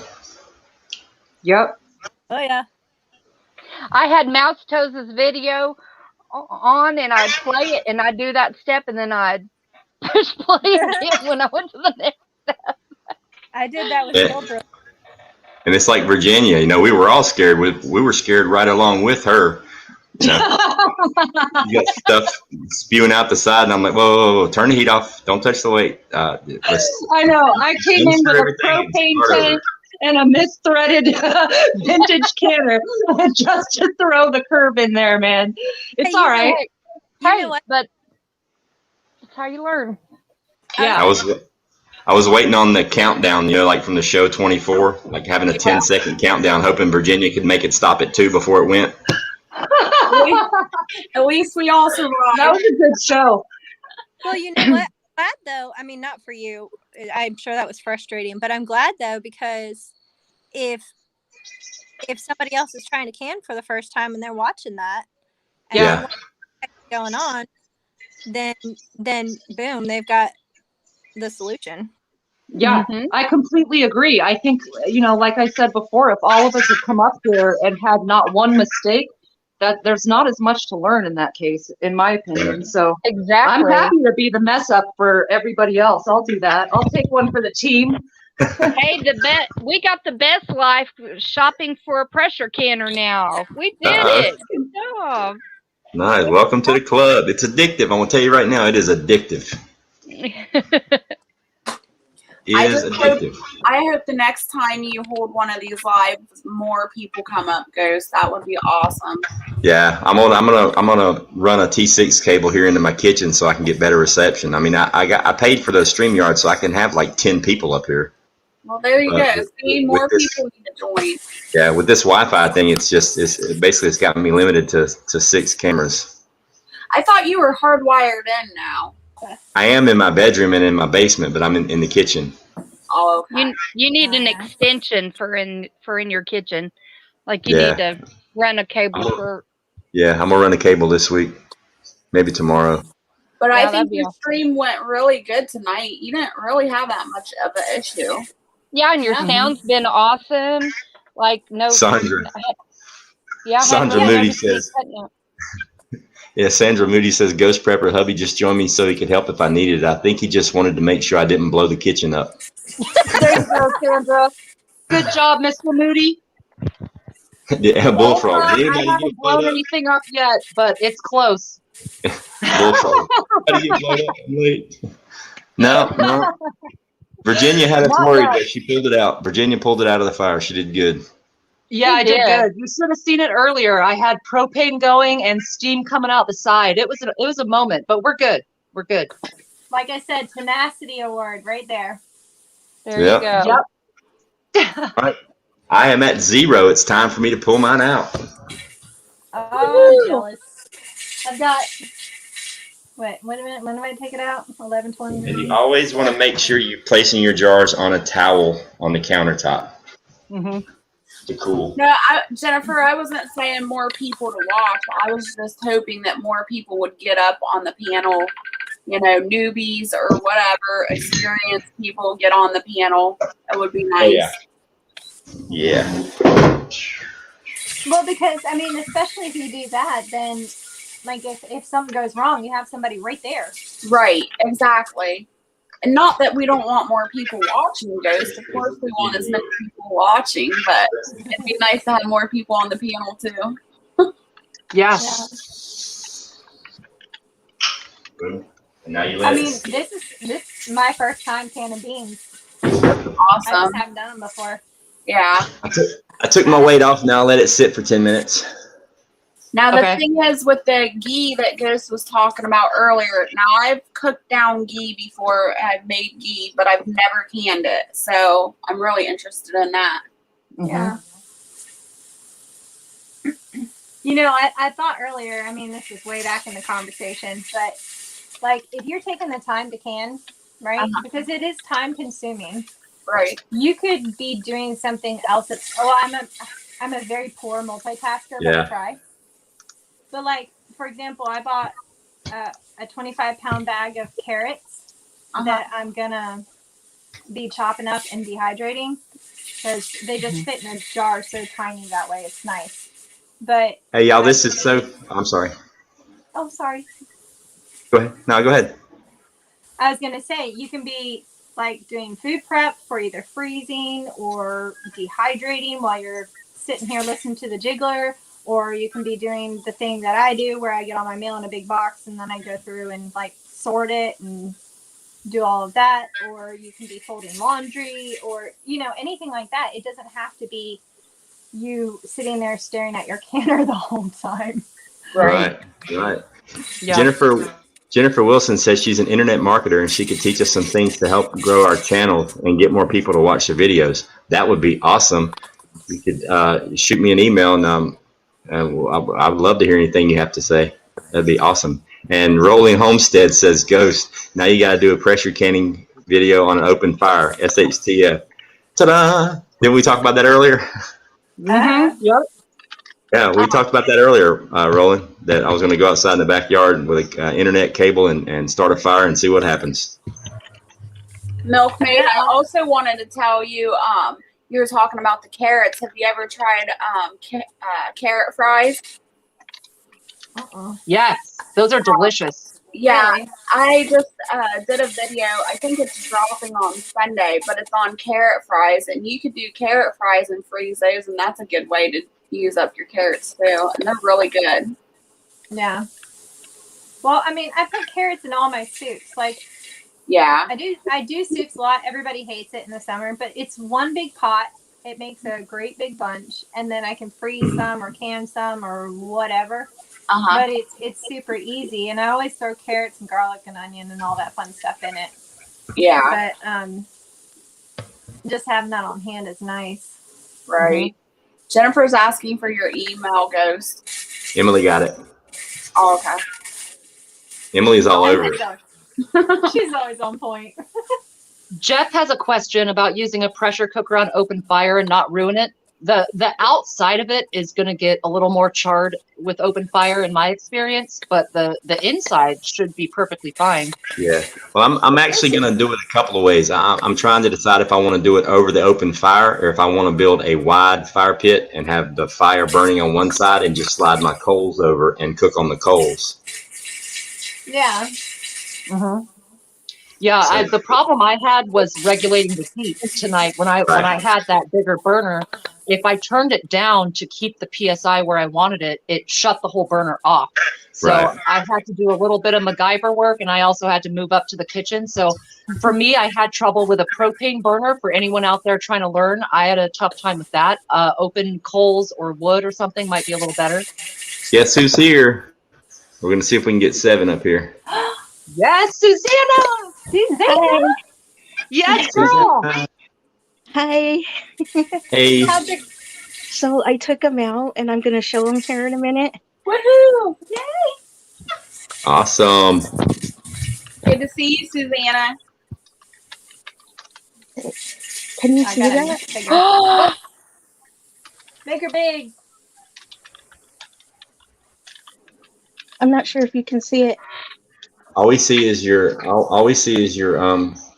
emoji.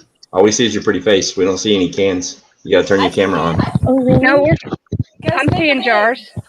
I don't see anything. Make her big. It's your Yeah. internet connection because we see it. Yeah. There we go. I'm trying. Oh, There it is. They look good. Oh, Let me see yes, if I can- ma'am. That's great. dude. Oh Good wow. job. Get all of us. Well, no, I guess. Keaton, but- I can see it on my phone. Oh, there you go. Okay, so 2 of them popped already. Is that good? Yeah. Yeah. Yeah. Lots of Sometimes times they they'll- pop as you're lifting them out of the Yeah. scanner. Yeah. Okay. That little ping noise is the best. Mm-hmm. Yeah, I'm Okay, going now- to come up and show what it looked like. I wanted to make sure I was doing it okay. They look great. Good. And you always Well want to done. open the lid away from you so you don't get burned. Now, Susanna, had you canned beans before? No. So we're on the same. Yeah. Yes. Heck Yes. Yeah. Susanna, I'm so happy you tried with us. We were talking about it last night, and you said you were going to try maybe off camera, and you did an awesome job. Thank Great you. job. That gets me so excited. It really does. Like, whenever people try something that you haven't tried, I agree. Especially when it goes to self-sufficiency. Like, because, okay, so I used to have to tell myself this when I would be facing a really rough or like scary situation. I'd have to tell myself that future me is going to thank now me for just doing it, even if I screwed up, you know? Right. Yep. And that's the best attitude to have. Somebody had quoted that. I don't know if it was you yesterday that had said that quote, and I agree. It is brilliant. And the future me is going to be very proud of looking like a fool on here tonight, you know? You didn't look like a fool. You didn't look like a fool, Not Virginia. looking full. No, because you showed people what to do if something happens like that to your canner. Exactly. Yeah. Absolutely. I try to fail forward as much as possible. Right? Fail forward. I love that. Oh, trust me, I do it a lot. I'm a professional at that, I think. I do like a fail forward club. Because I do it like right now, my garden, I'm really pissed off with it. Because I'm realizing Oh, no. the soil is so crappy. So it may Awesome, not be an amazing Sandra. garden. But I'm learning. I had Sandra a said spot that the I put timer is out. done. Sorry, timer Like is done. Now sometimes for there's- pressure to come down. Kitchen intact. Yes, Sandra, kitchen intact. They won't blow up. I mean, you really do have to try to blow them up. The thing that scares me more than anything is not keeping the pressure high enough. Like that's your real concern. Mhm. Other than that, I mean, you'd have to try. Yeah, I agree. Ghosts, they look beautiful. Yeah. Yeah. Cranberry beans. See, I can't wait to try those. I did buy some after you said something about them. I really, Yeah, I'm gonna really have to wanna try can 'em. some of mine up maybe this coming week. I just want to cook some and eat them. Like, Yeah, that's when you're praying for one seal to not work. You're like, one of them yeah. just failed, just one. Oh, Ghost, I you did might that want to with talk my. to them about if you do have a failed seal. Yeah, one just popped. Yeah, if you have a failed seal, if you take it out of your canner and it doesn't seal, just put it in your refrigerator and make a meal out of it. I mean, if you find it, the next day, obviously you probably just want to dispose of it. But if you notice that it doesn't seal, usually I don't even go to sleep till all mine seal. I just want to make sure they're all good, because if not, I'm putting it in the refrigerator. I'm a tiny bit of a rebel because, I mean, how many people went to college and had pizza out of the box the next morning? Yay, Just mine saying. all popped. Yay, That's Susanna, how you that's keep awesome. activated charcoal on hand. I'm excited, guys. I can't help it. Hey, Oh, we're Cassie. happy for you. Good girl.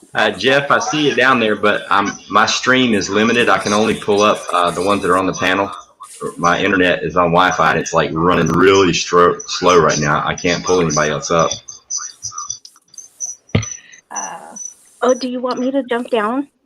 No. I can jump down too. Yeah. Me too. If new people want to come up and show their stuff. Yeah.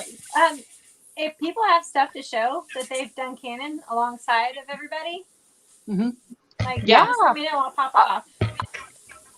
Yeah, I'll jump down I'll for a bit. If you want, you can throw the link later. Okay. Yeah, I'll jump down too. Me too. I'm almost done, so I'll come back when it's. All right.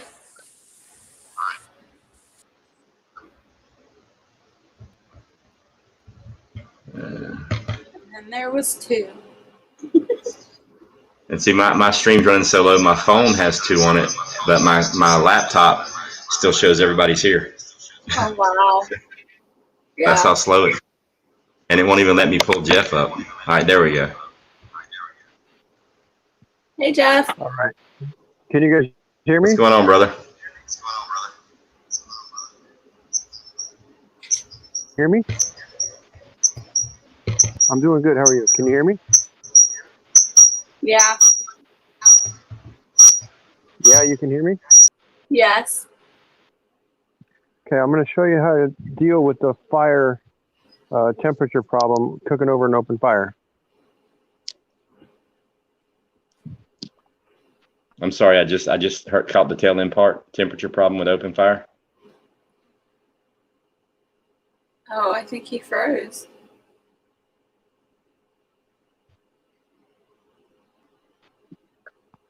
Could you guys see that? Yeah. No. Could you guys see that, or did it lose? It dropped out. Okay, so how I cook on an open fire is I do a round circle like that, and then I'll do a rectangle off to the side, and the fire is here, and you scoop the coals into the rectangle, and that's where you have your grate. So you can put more coals underneath it or take coals out from underneath it in order to regulate the temperature of whatever you're cooking. Whether it's a test on it or whatever.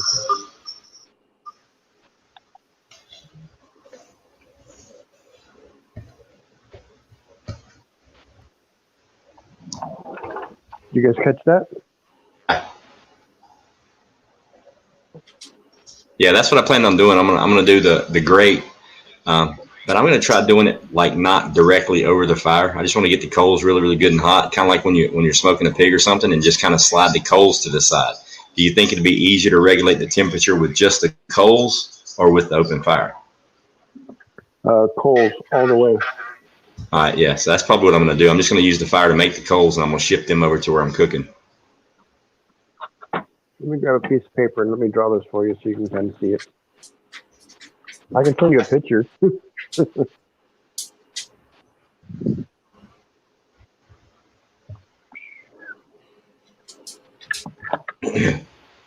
Really?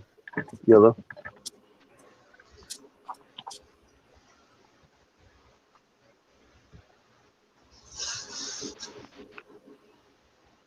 No.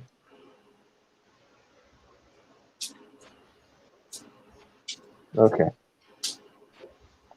So you have your fire pit. And then you do a rectangle off of that.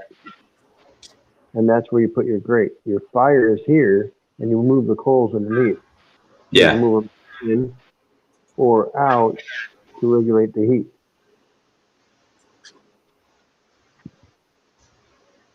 Yeah, that's what I figured. I figured that the constant fire is going to be the same issue Virginia had cooking over her burner outside, because it wouldn't let her turn it low enough to reduce the heat and the pressure. But I figure with the coals, once I get it to the right heat, it'll be a whole lot easier to regulate that by just shifting or adding or removing coals versus having to pick the entire canner up and take it away from the fire. Exactly. And then if you have just a fire, the wind can push the heat off of whatever you're trying to cook. Whereas if you have that little rectangle box, it works like an Right. oven and puts the heat right where you want it. Yeah, Teresa Sample says, could you use a rocket stove with your canner? Yeah, I mean, but you're going to have the same issue. You're really going to have, I mean, It's a lot of work. Yeah, it's going to be a lot of work getting the temperature right.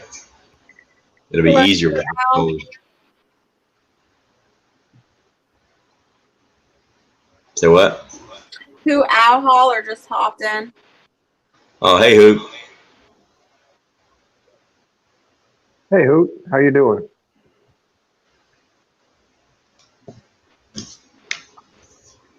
Mm-hmm. Discover Sustainability says, that's awesome to know, Jeff. I'll take some pictures and I'll send them down to Ghost so he can share them. Cool. Hell yeah. Whatever. That'll be awesome. Thank you, Discover Sustainable.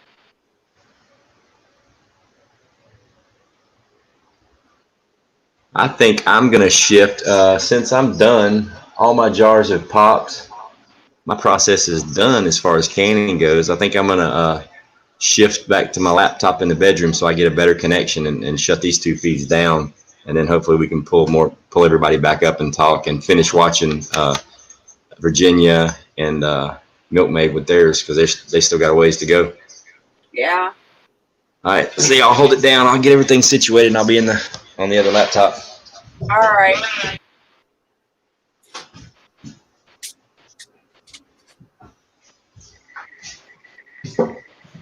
I'm just reading the chat. Can you use a pressure cooker on a turkey cooker with the gas and everything like that? Yeah. Yeah, I don't see why not. I know I've watched a few videos where they use a hot plate on the turkey cooker, but I've never personally done it myself.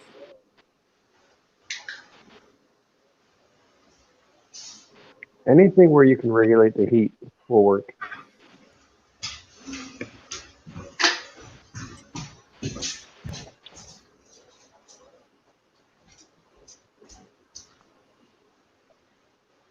Now, do you can, Jeff? Yeah, from the store. I can't keep my house below 75 degrees, even with my AC unit. So if we lose power, it's going to be 98 degrees in my house. Wow. And anything canned is going to be gone, so I don't bother.